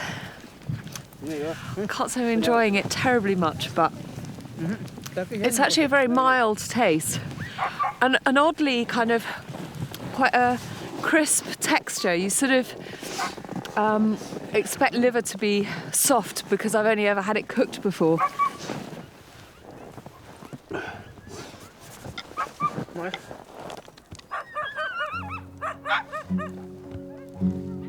The families gather round the reindeer carcass to eat their fill, but they've asked us not to film any close-ups. In the past, the Nonettes have been portrayed badly in Russian and foreign media, sometimes being called savages and even vampires for eating raw meat. But why wouldn't you eat the meat while it's fresh and warm? In this cold, it'll be frozen solid in minutes.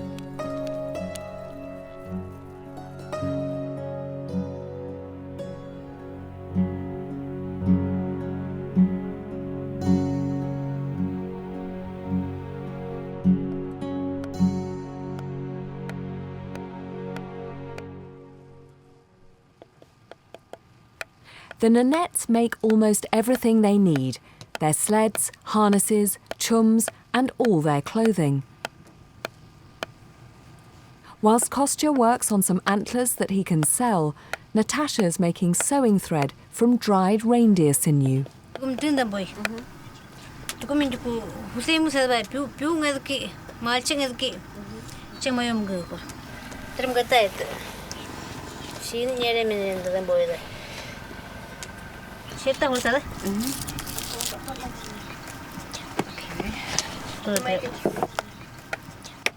I got my own herd. And I should have plaited it into my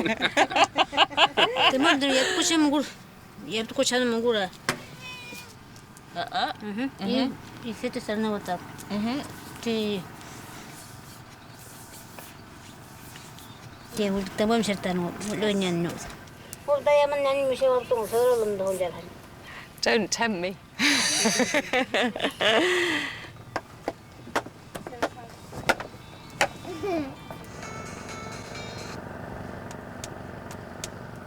Hello? It's one of Natasha and Kostya's sons.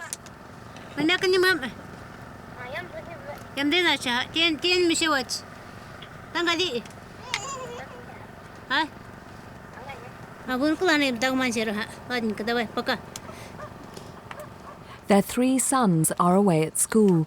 It's the legacy of the old Soviet system which provided education for all Nonettes. Most children have to board as their parents are constantly on the move. Is it hard to send your children away to school? And do they then come back and spend the holidays here with you? And Papanea, how old will she be when she goes to school?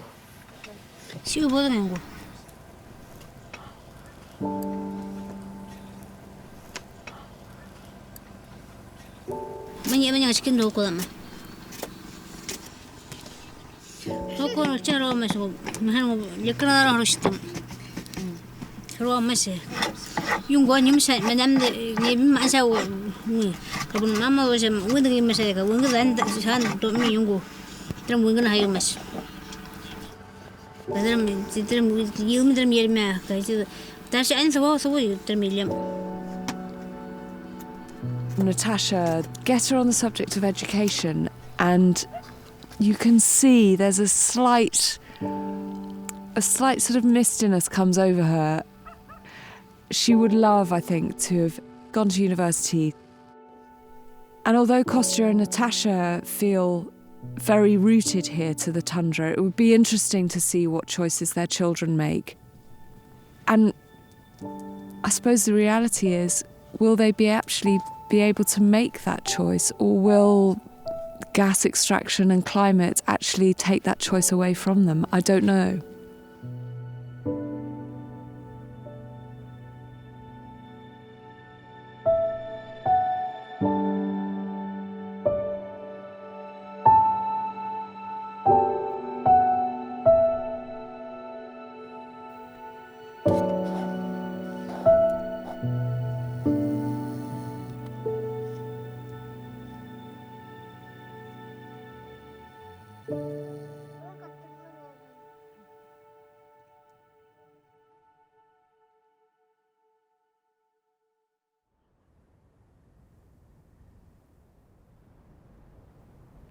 It's my last morning living alongside Natasha, Kostya, and their family.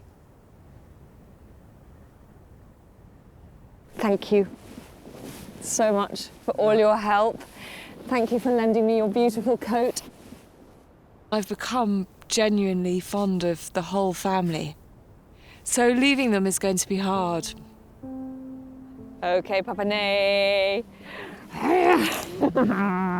Gotcha. Gotcha.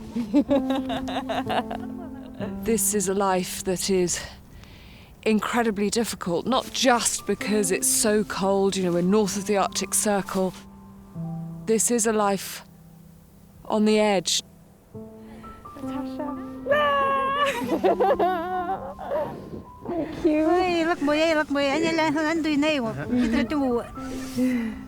Nomadic families all over the world are adapting, evolving, if you like, to include parts of the modern world that suit them. But I get the feeling here that they've done all those things, but there is such a big outside influence that is also chipping insidiously away at their lives. And that is the fact that the Yamal Peninsula is one big gas reserve. Thank you.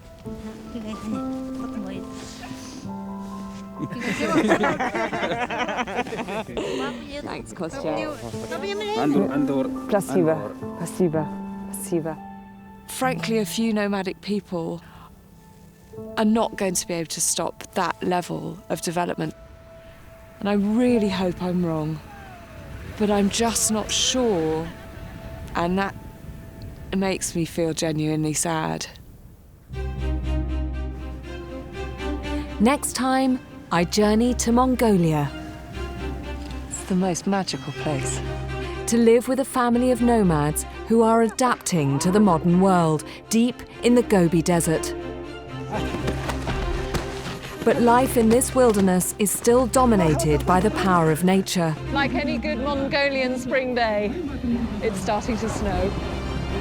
As storms and predators constantly threaten their nomadic way of life. I can't stand here and say, don't kill that wolf. It's not my place to.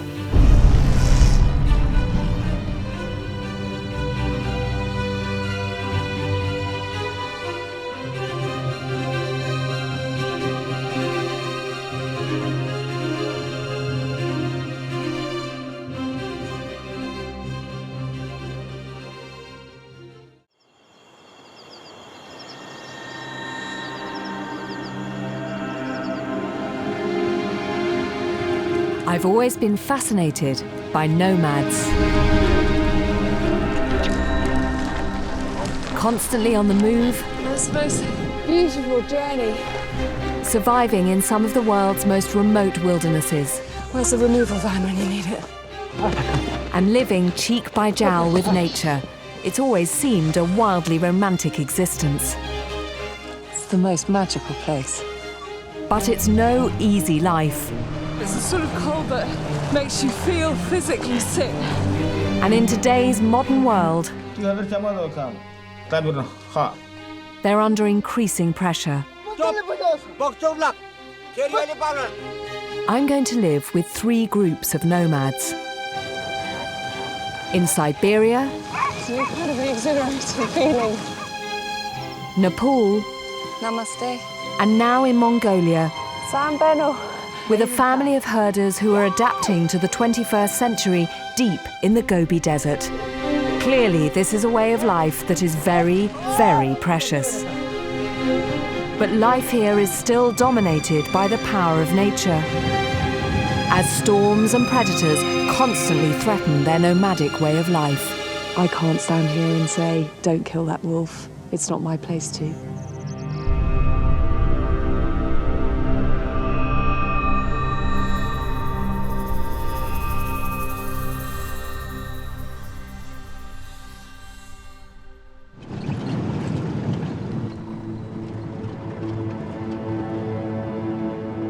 Mongolia's wild and untamed Gobi is the largest desert in Asia. It just looks like the sort of bleakest, emptiest landscape, and the idea of living here and making a living here is hard to imagine. Yet it's been home to families of nomads for centuries. I'm on my way to stay with one of them.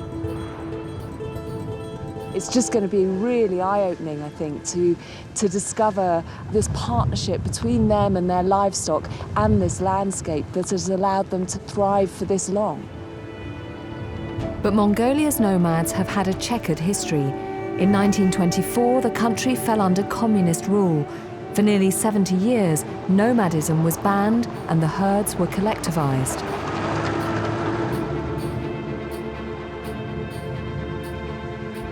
But with the arrival of democracy in the 1990s, an incredible 1/3 of Mongolia's population chose to return to their nomadic roots.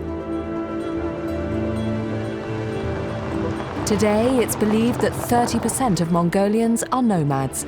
But once again, their way of life is under threat. The country is going through an economic boom fueled by mining, which is tempting nomads towards a more prosperous and settled way of life. There is something very romantic about the idea of nomadism. Often it isn't romantic when you see the reality of it. Often it is an incredibly hard life.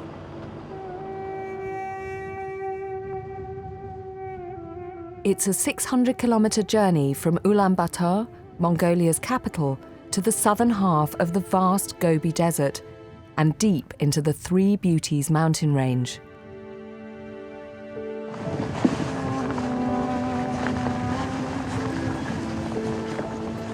I want to know what's keeping nomads here. The family I'm staying with move 4 times a year with the seasons. At 2,500 meters above sea level, this is their spring camp. Sambeno.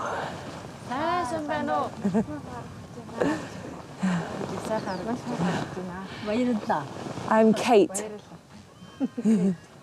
Kate. Hello. Sambeno. Otno. Otno. Otno and? Chimid. Chimid. Chimid. Thank you for inviting me to stay with your family.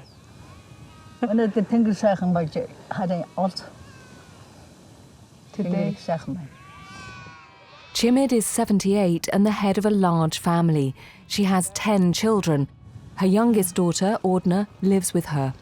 And can I have a look around? Will you show me around? Okay. Okay. What is happening? Ordna is married to Serigo, and Chimid's youngest son, Batsok, is staying with them to help with the busy cashmere wool harvest. They made the most terrible noise. Oh, look at these. The family own an impressive 200 goats, 150 sheep, and over 100 yaks and horses. So these cashmere goat? Another garden. Манайх ч одоо нэг 70-аад шигтэй л байгаа. Тэгээ нэг 40-43 байгаа. Хацаа шүү. He's hungry. Шүдтэй. You can just see some lovely black and brown and white dots on the hillside. Тэр ирж байгаа. And that's all the adults coming in. So all these little ones are going to get a feed in a minute. So it will get very noisy.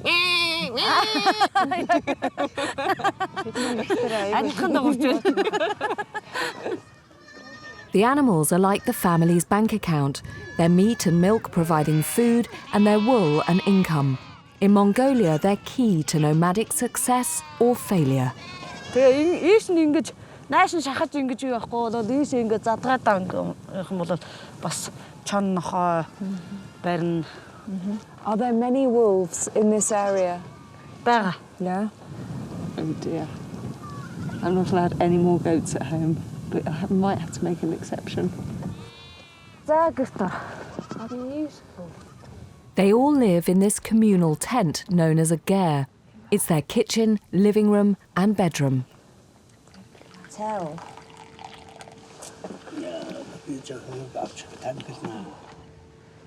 Has this always been your home?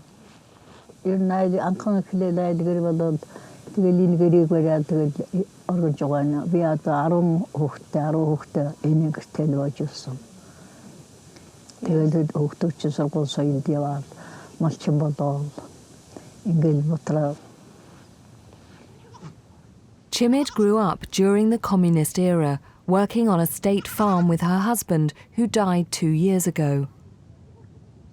Their return to nomadism in the 1990s revived a long heritage, and Chimid proudly displays her family's heirlooms in the roof of the ger.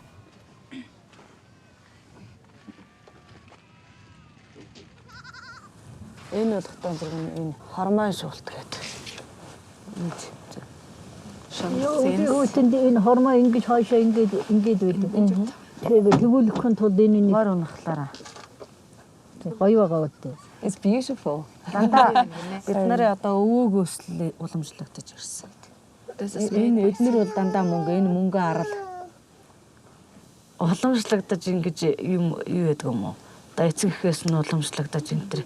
Well, this is my wedding ring. This ring belonged to my husband's grandmother, and inside there is engraved the word 12th, and she was married on the 12th of September. My parents also got married on the 12th of September, and me and my husband got married on the 12th of September. So 3 generations got married on the same day. So it's very special. Yeah.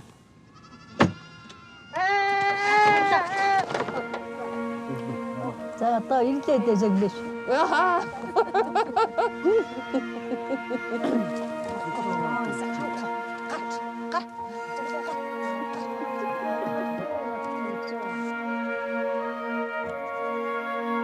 Life is fragile out here in the Gobi.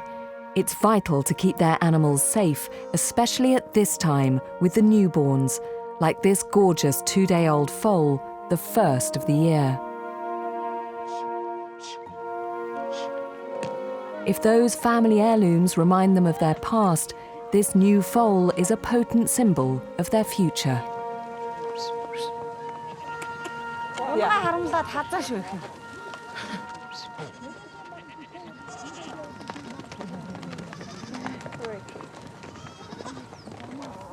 It's the most magical place. The film crew and I are camping a few hundred metres up the valley from the family. Clearly this is a way of life that is very precious. And they're here with dignity. They're not living in abject poverty.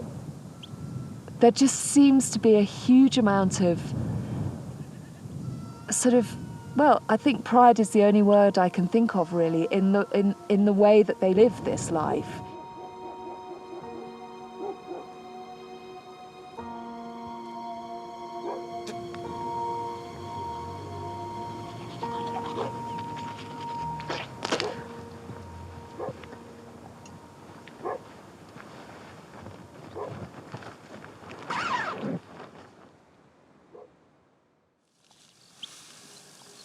It's 10 to 6. First morning, waking up in the Gobi. There we are. Morning, everyone. I can't do this. There's not a sound. It's so quiet. I haven't even washed my face for you. I'm so sorry. Meeting the family yesterday, which is always quite nerve-wracking because it's a big leap. You're kind of just stepping into their lives and hoping that they might take you in, and that's a big ask, but it was just a really lovely, lovely start.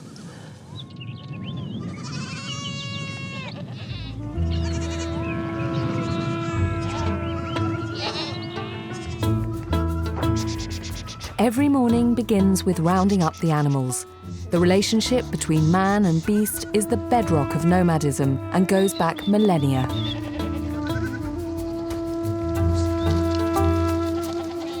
Bless you! But Chimid and her family enjoy some of life's modern amenities too. And what do you run off here? Энэ гэрэл асаа. Гэрэл асаа, телевизэр асаа.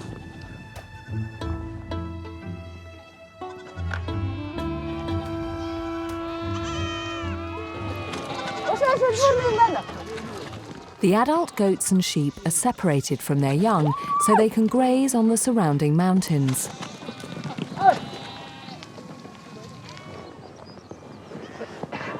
The 4x4 was perfect for fetching water, but to follow the herd, nothing beats a horse. This is the most extraordinary saddle. I feel very perched up, very upright and rather elegant, but only when I'm standing still. So you want me to keep the rein short? Okay. Yeah, please hold. Okay, yeah. And feet forward. Right. If I can walk by the end of today, it'll be a miracle. Okay.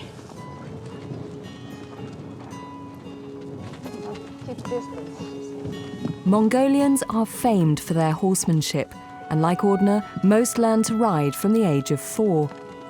Back in the 12th century, it was horsepower that helped Mongol warlord Genghis Khan create one of the largest empires the world has ever known. Horse is mur. Yama? Yama, goat.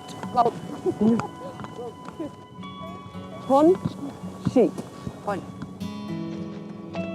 Today, we're using horses to help keep an eye on the livestock and to protect them from predators, foxes, wolves and snow leopards that roam these bleak mountains. Mountain. Mountain. Yeah, mountain. Mountain. Oi. So Yama is goat, and I've been teaching the English. So what is Yama? Yama. Goat, you see? Yeah, so we've been teaching each other. And on... Sheep. We're getting good. And mur? Horse. So so I've had a little language lesson. I'm practically local. Right. Oh my goodness. Ordner spends much of the day watching the flock, but also finds time to do her beautiful and intricate sewing. Did Chimid teach you to sew? Yes. So do the men sew as well? Will your husband sew?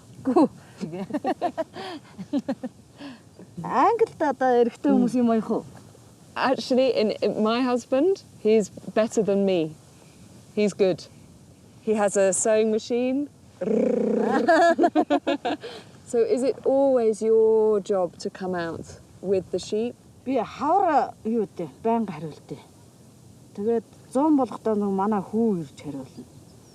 I haven't met your son yet. Does he not live with you and Chimid?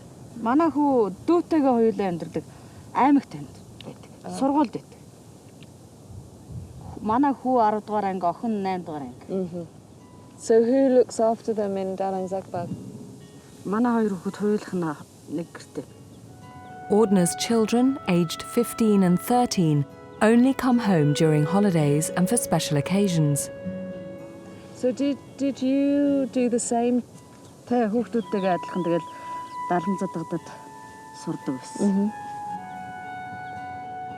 Under the old communist system, a strict education policy helped achieve one of the highest literacy rates in the world. It continues today, but to get an education, children must still go to the local towns and cities, and as those cities grow, young people are being drawn to the modern world and away from their nomadic culture.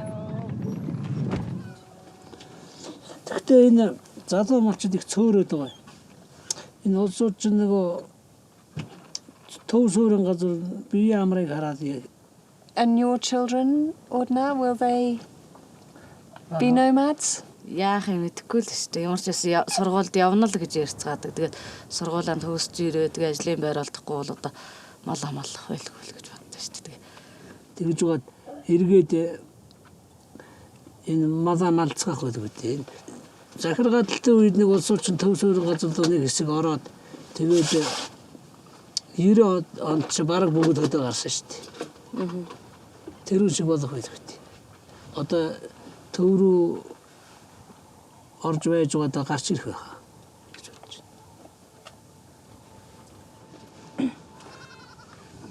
I suppose what I'm gradually unpicking about this way of life is, Ordner went to school, but she's chosen to live this life. No one's stopping anybody progressing.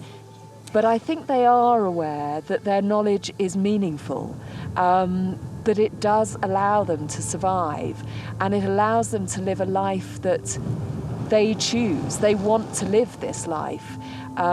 They have an option to be somewhere else, and yet they want to be here.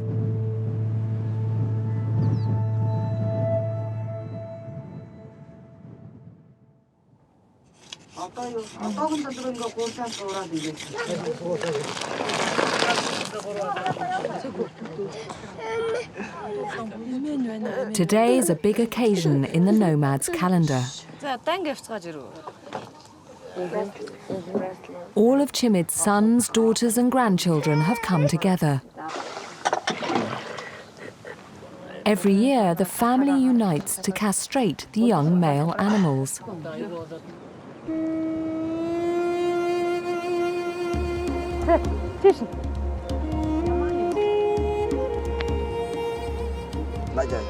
Yeah. It's for you. 네 어리 진짜 시트가도 하지. 네 어리 어려 혼자 자체 못 하고요. There. Now I can come and sit beside you. First, it's the young stallions. How often do your family all get together? When do you see everybody? 약도 살 수 있는 주에디 뭐 구마다 오늘가 오요.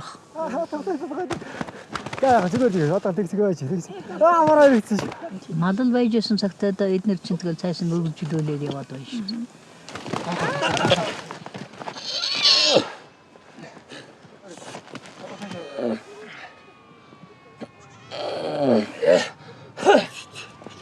Next, the goats and lambs.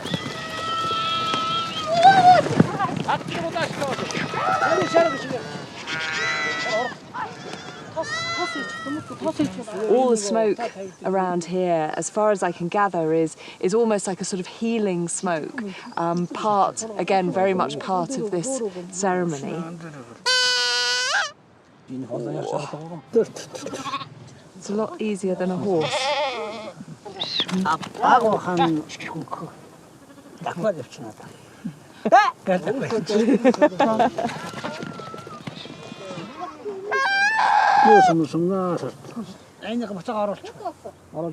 With a quick blessing, the lamb's released.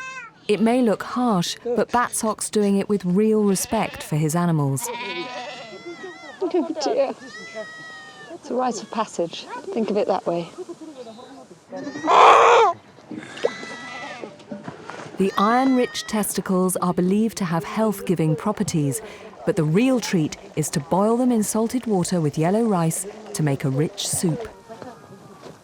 There's a lot here. I think I've got more than my share. It's like hundreds. I've got... So these... You just do that? Really? Okay, now you've done it. I'm going to have to do it. Mine's bigger than yours. This one? Like that? Oh, don't make me laugh. It'll be a disaster. Okay, ready?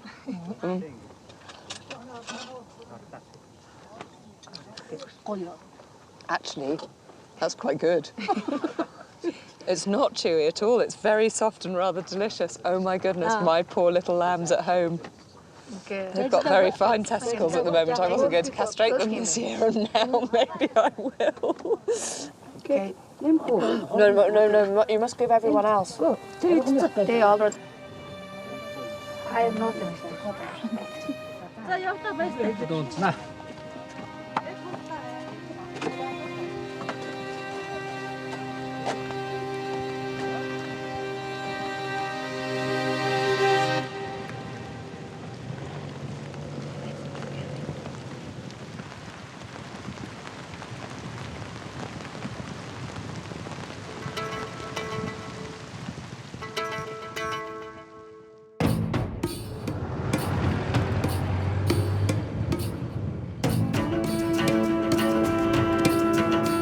Today, I'm going 15 kilometers down the valley to visit Ordna's sister, Surin. She and her husband Sengel are still in their winter quarters in a sheltered spot on the edge of the mountains. Tomorrow, they're moving to their spring camp.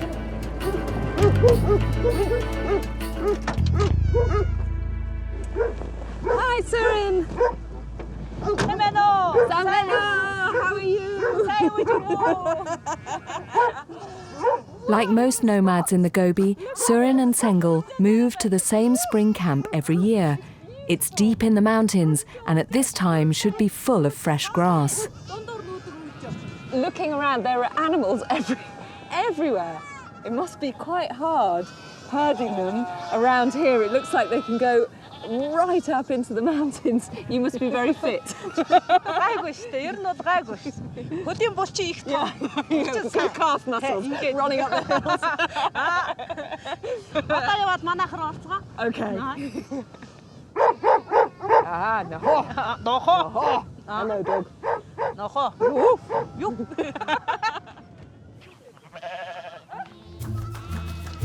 Hey!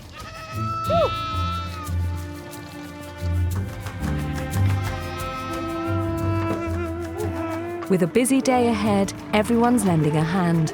Surin's brother-in-law, Serigo, has brought his truck.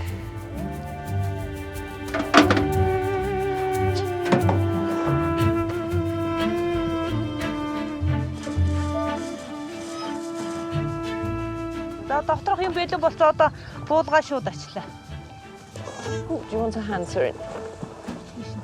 Put it on the back. The ghare's an amazingly simple structure, with a canvas outer to protect against the wind and the rain, a warm felted sheep's wool liner, and a wooden frame to hold it all up. So what next?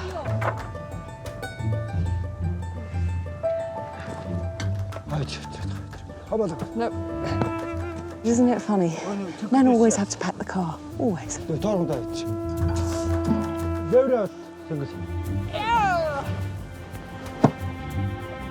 Last on the truck are the youngest animals that can't make the arduous journey on foot.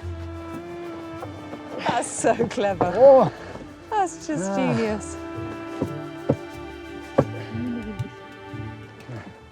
There is something lovely about that ability to be able to up sticks and go whenever you feel like it. As long, obviously, as it's the day of the dog, the cock, or the horse, I think. It's taken less than 4 hours to pack the entirety of Surin and Sengel's home. Once, a herd of yaks would have carried it over the mountains. Today, it all fits onto Serigo's truck. But their most valuable possession, the herd, is still driven the traditional way, by horse.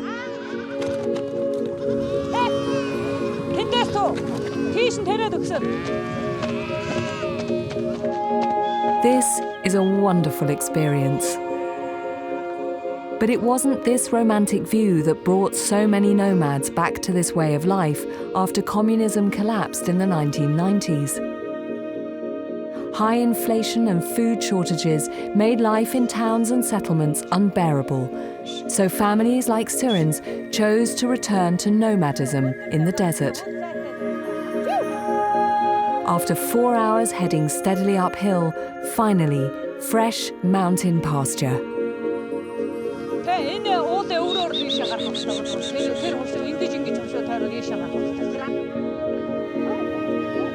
It's been a day-long, 10-kilometer ride over the mountains to get to the spring camp.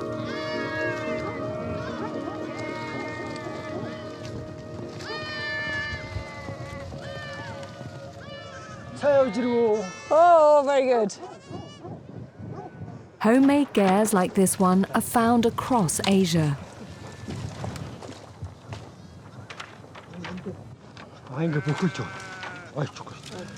It faces south, so it gets the warmth of the sun and is away from the prevailing bad weather. A ghare is often given to a young couple when they get married, and they'll use it for the rest of their life. Are you happy with your new home, with your new spot?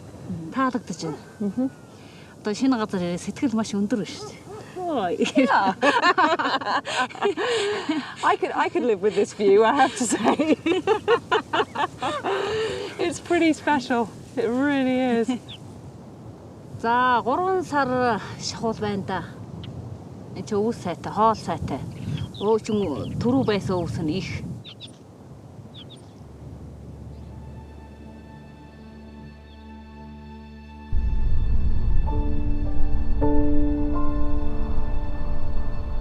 The next day, back at Chimids, there's sad news.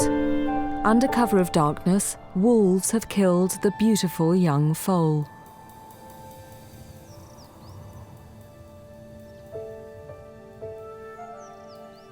Do you lose a lot of your livestock to wolves? Чодоо идвэсгэр мал хийдээд байгаа шүү дээ. Энэ даг гэж шүү дээ. Тэгээд хонь бол зөндөө шүү дээ. 10 тоног өчтөн шүү дээ. Жаа гонигдгүй яах вэ? Хүн юм алдчихад байгаа. Тэгээд яах вэ? Жаа гонигтай дээд ихэнд дэзэн мэлэн чинээс өрөвдөлтөй тагт. If you find where the wolf is, what will you do? Nothing. Yeah. Нэг 10 тонн алдчихлаа гэж бодох чинь 2 цагаар өтөдөг. Адуу малчин босол хөөрхөн үнэтэй шүү дээ. Мөрийг харж хаашаа явсан гэдгийг нэг чигийн тогтоож авд юм лээ. За. But Batsok also believes that predators bring some benefits. Чон байхад ер нь малын элдв басан өвчин гардаггүй гэж ярьдэн шүү дээ. Дээр үеэс улсаад. Өвчтэйг энэ одоо түүгээ ичдэг гэд. Одоо чон ховорцсноос зарим газар чинь тэр шүлх юм л гэж одоо гараад байгаа гэж ярьдэн шүү дээ. Чон одоо тодорхой хэмжээгээр байх хэрэгтэй. Тэгэхдээ олон биш байх хэрэгтэй. гэж боддоо шүү дээ.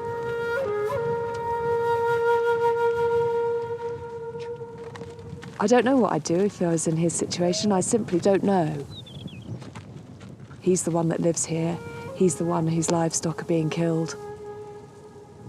I can't stand here and say, don't kill that wolf. It's not my place to.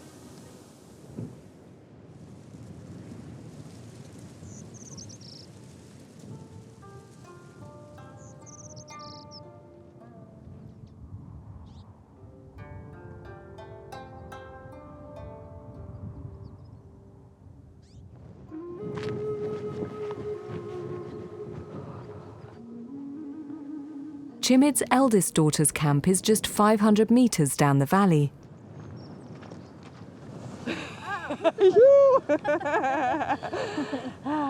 Sitsiga has asked me to help comb her cashmere goats.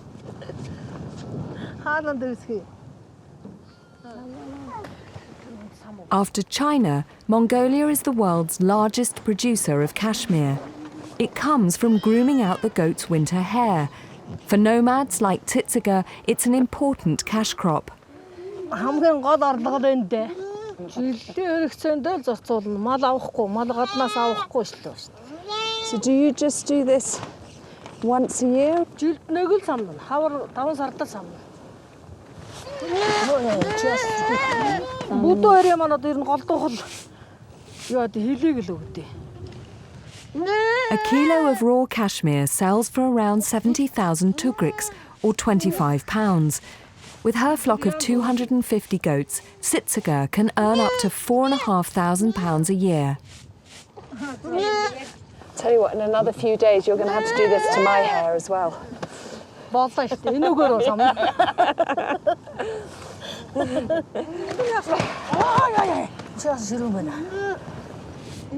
As we comb the goats, the weather outside turns.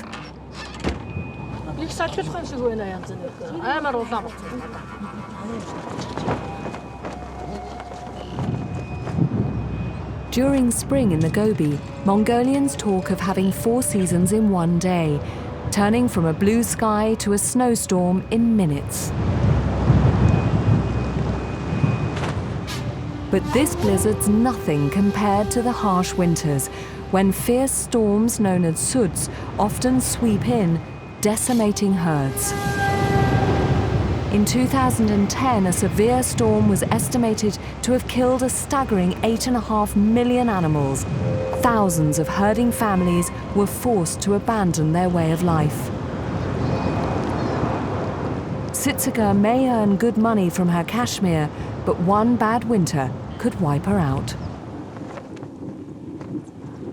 Do you hope that this way of life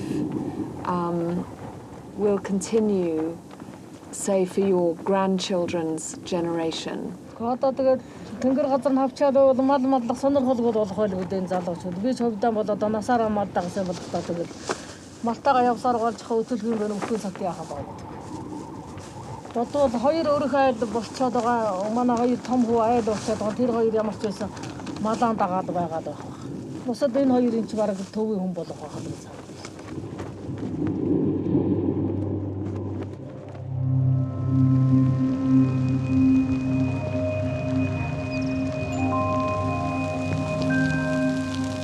Well, this is the view that's greeted me from my tent flat this morning. Basically, it's a whiteout. So I'm all wrapped up in every layer of clothing I possess. Last night it was a pretty wild night, and at around 3:30 the dogs were going absolutely mad, which made me think, I wonder if that means that there's a lot of wolf activity. I just wonder, with all the commotion that was going on last night, whether they did come back. Batsok decided to leave the foal carcass out for the wolves. With cubs to feed, the chance of them returning was high. So it was an opportunity for us to put out a night vision camera to see if we could catch the wolves in action. I just wanted to show you what the camera found.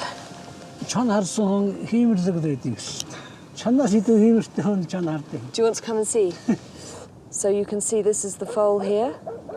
You can hear the dogs. But watch what happens.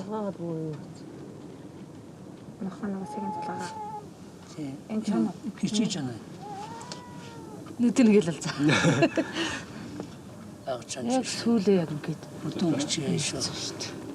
Бүгдийг авчихгаа шанал таалаа. Ганц өнгөч гээл нөө юу яа. Ганц өнгөч гээл болохгүй. Нүдэн дээр юм дээр. Тэ нүдэн гээл баалаа. Ер нь үүрээр болцоогоо явдаг да. 4-5 цагийн үед хүн нэг догноор нь давтдаг үстэй. Тэр хитчил ямар шүү дээ. Бол тэргээр хивээд байгаа. Тэгж туслах гэж байна. За тастаа тавцаа. Тастаа тавьчих. Шүлж бол аа. Гоё юм байна. Тэр тамашин сэрэмжтэй байна да.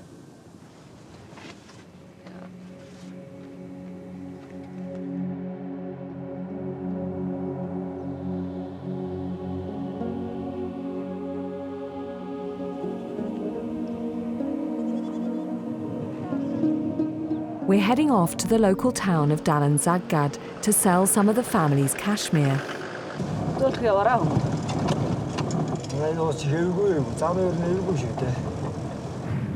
It's a 3-hour drive through the mountains and spirits are high. I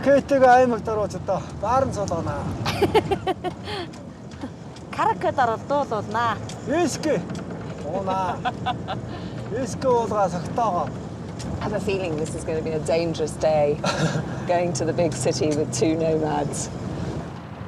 The last time they were in town was over 3 months ago. So before you had a car, would you go by horse to the town to sell the cashmere? Change ингээд хэсэд явчих. Заримдаа change явж идэв тэр нь өгч шүү дээ. Хараад явчих. Одоо ч нахцал яваад юу вэ машин зэрэг болсон. Багасаага яваад ажлынхан талмаар $700 орно өмнө хоёр.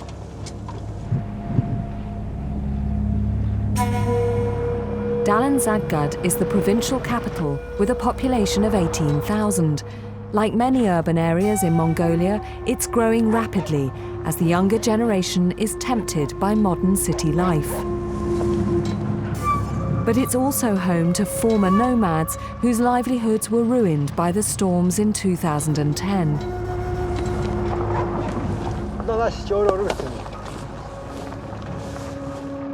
Ordner and Serago are meeting a Kashmir trader by the side of the road.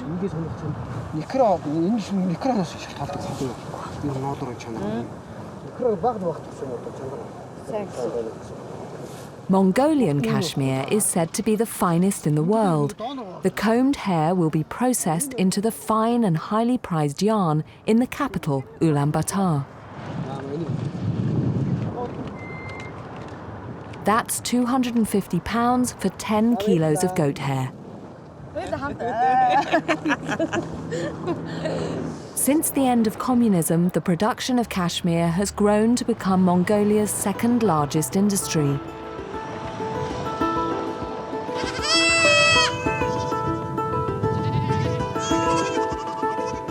Mongolia's economy is booming, and not because of cashmere.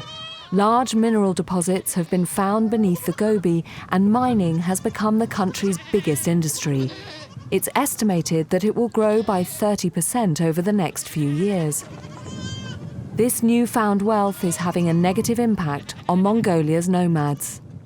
Do you think that more and more people will be tempted away from nomadic life and go into mining and into industry and move to the cities?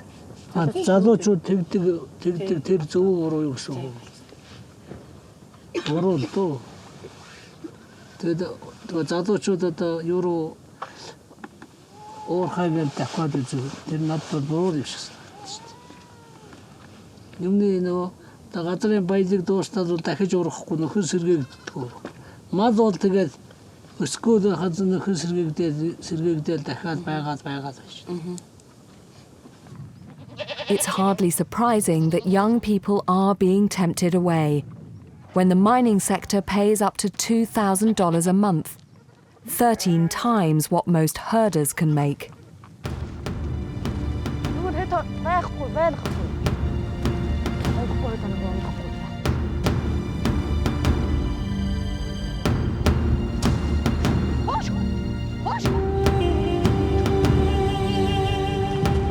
But this family has a large and valuable herd. As well as goats and sheep, they are the proud owners of a fine collection of horses and yaks.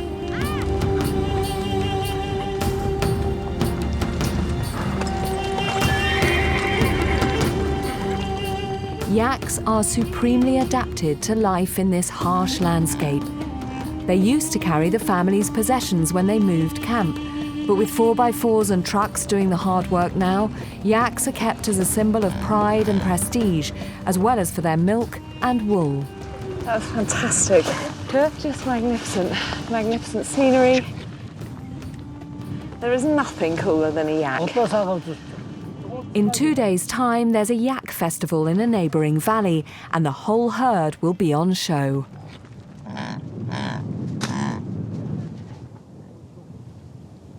You look out at these, seemingly barren hills and think, how on earth do you keep livestock alive? These animals are as canny as their owners when it comes to making a living out of this landscape. It's lovely to watch.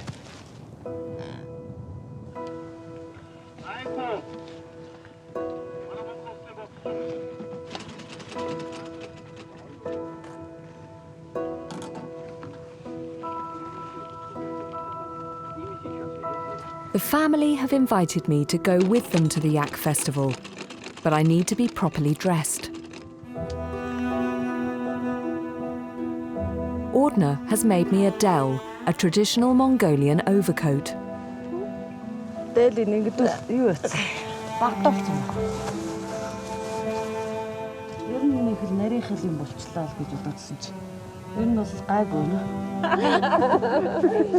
It's amazing. She's very, very clever, your daughter. So do you think I look okay for the yak festival? Yeah? Oi?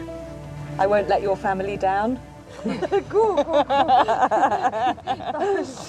Монгол улсаар нэг гадаад өмч нэг сонин мөр зүр муутай болоод байдаг. Энэ гоё таарч шүү дээ.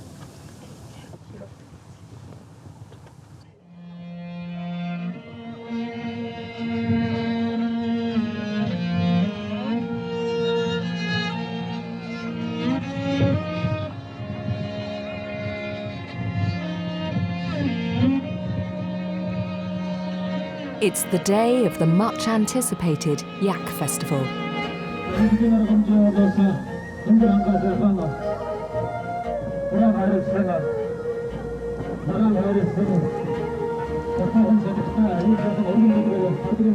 Just how Mongolia manages its transition to a modern global economy, yet maintains its rich nomadic heritage, is a difficult balancing act. But festivals like this, set up by the regional government to support nomads and to encourage tourism, are a step in the right direction.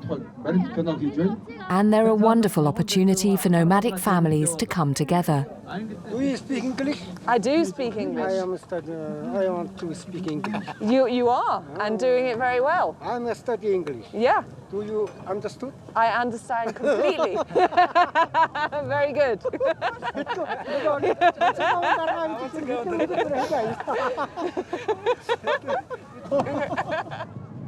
Over 300 yaks have been herded into the valley. The festivities begin with Yak Rodeo.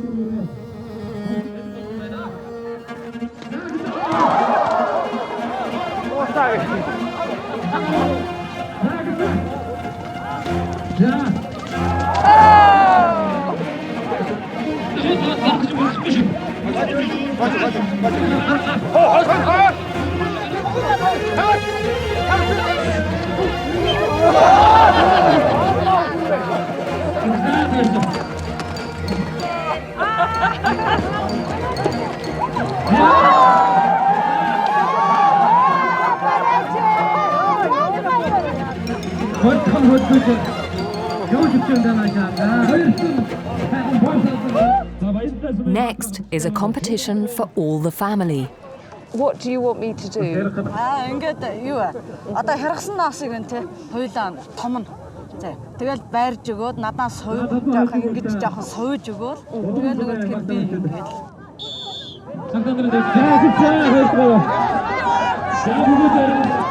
The men must catch a yak and shear it while we make a rope from its wool.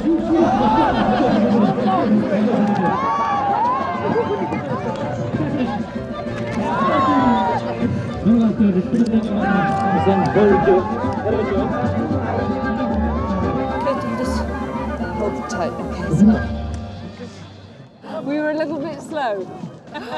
I'm sorry, I couldn't help more. It's hard on your hands. And now, like any good Mongolian spring day, it's starting to snow.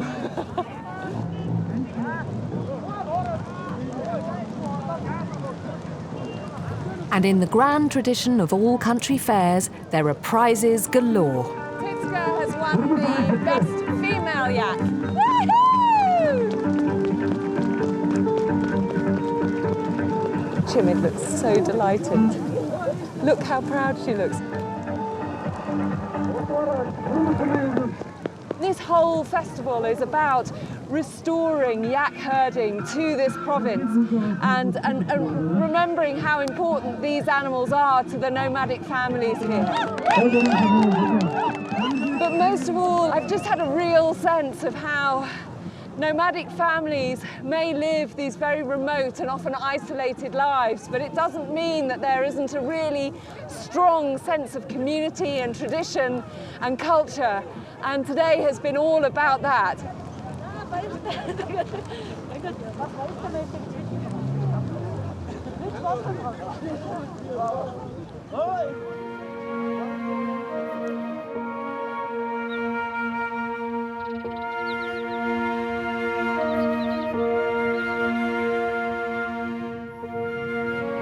With the festival over, my time with Chimid and her family has come to an end too. These look beautiful. What are they called? Boots. Boats. Boats. За хоол идээрэй. Хоол идээрэй. It seems like you've managed to partner in a very successful way tradition and modern life without affecting the sort of heart of nomadic life.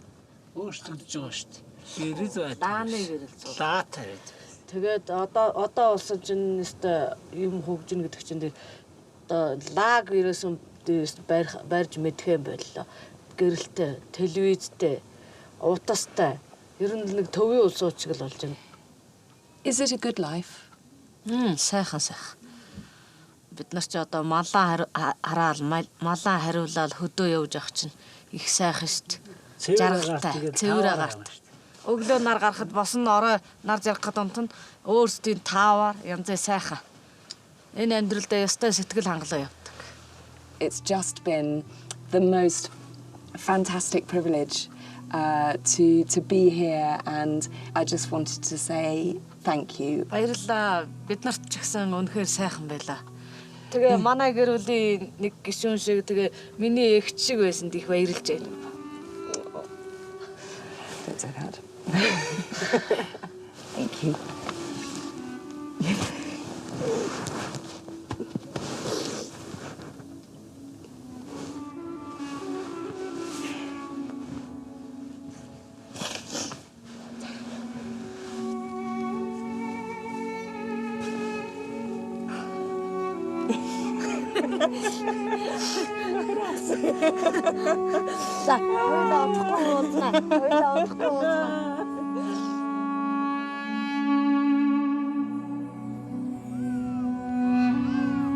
There's no doubt that nomads across the globe are under threat, and the odds are stacked against their extraordinary way of life.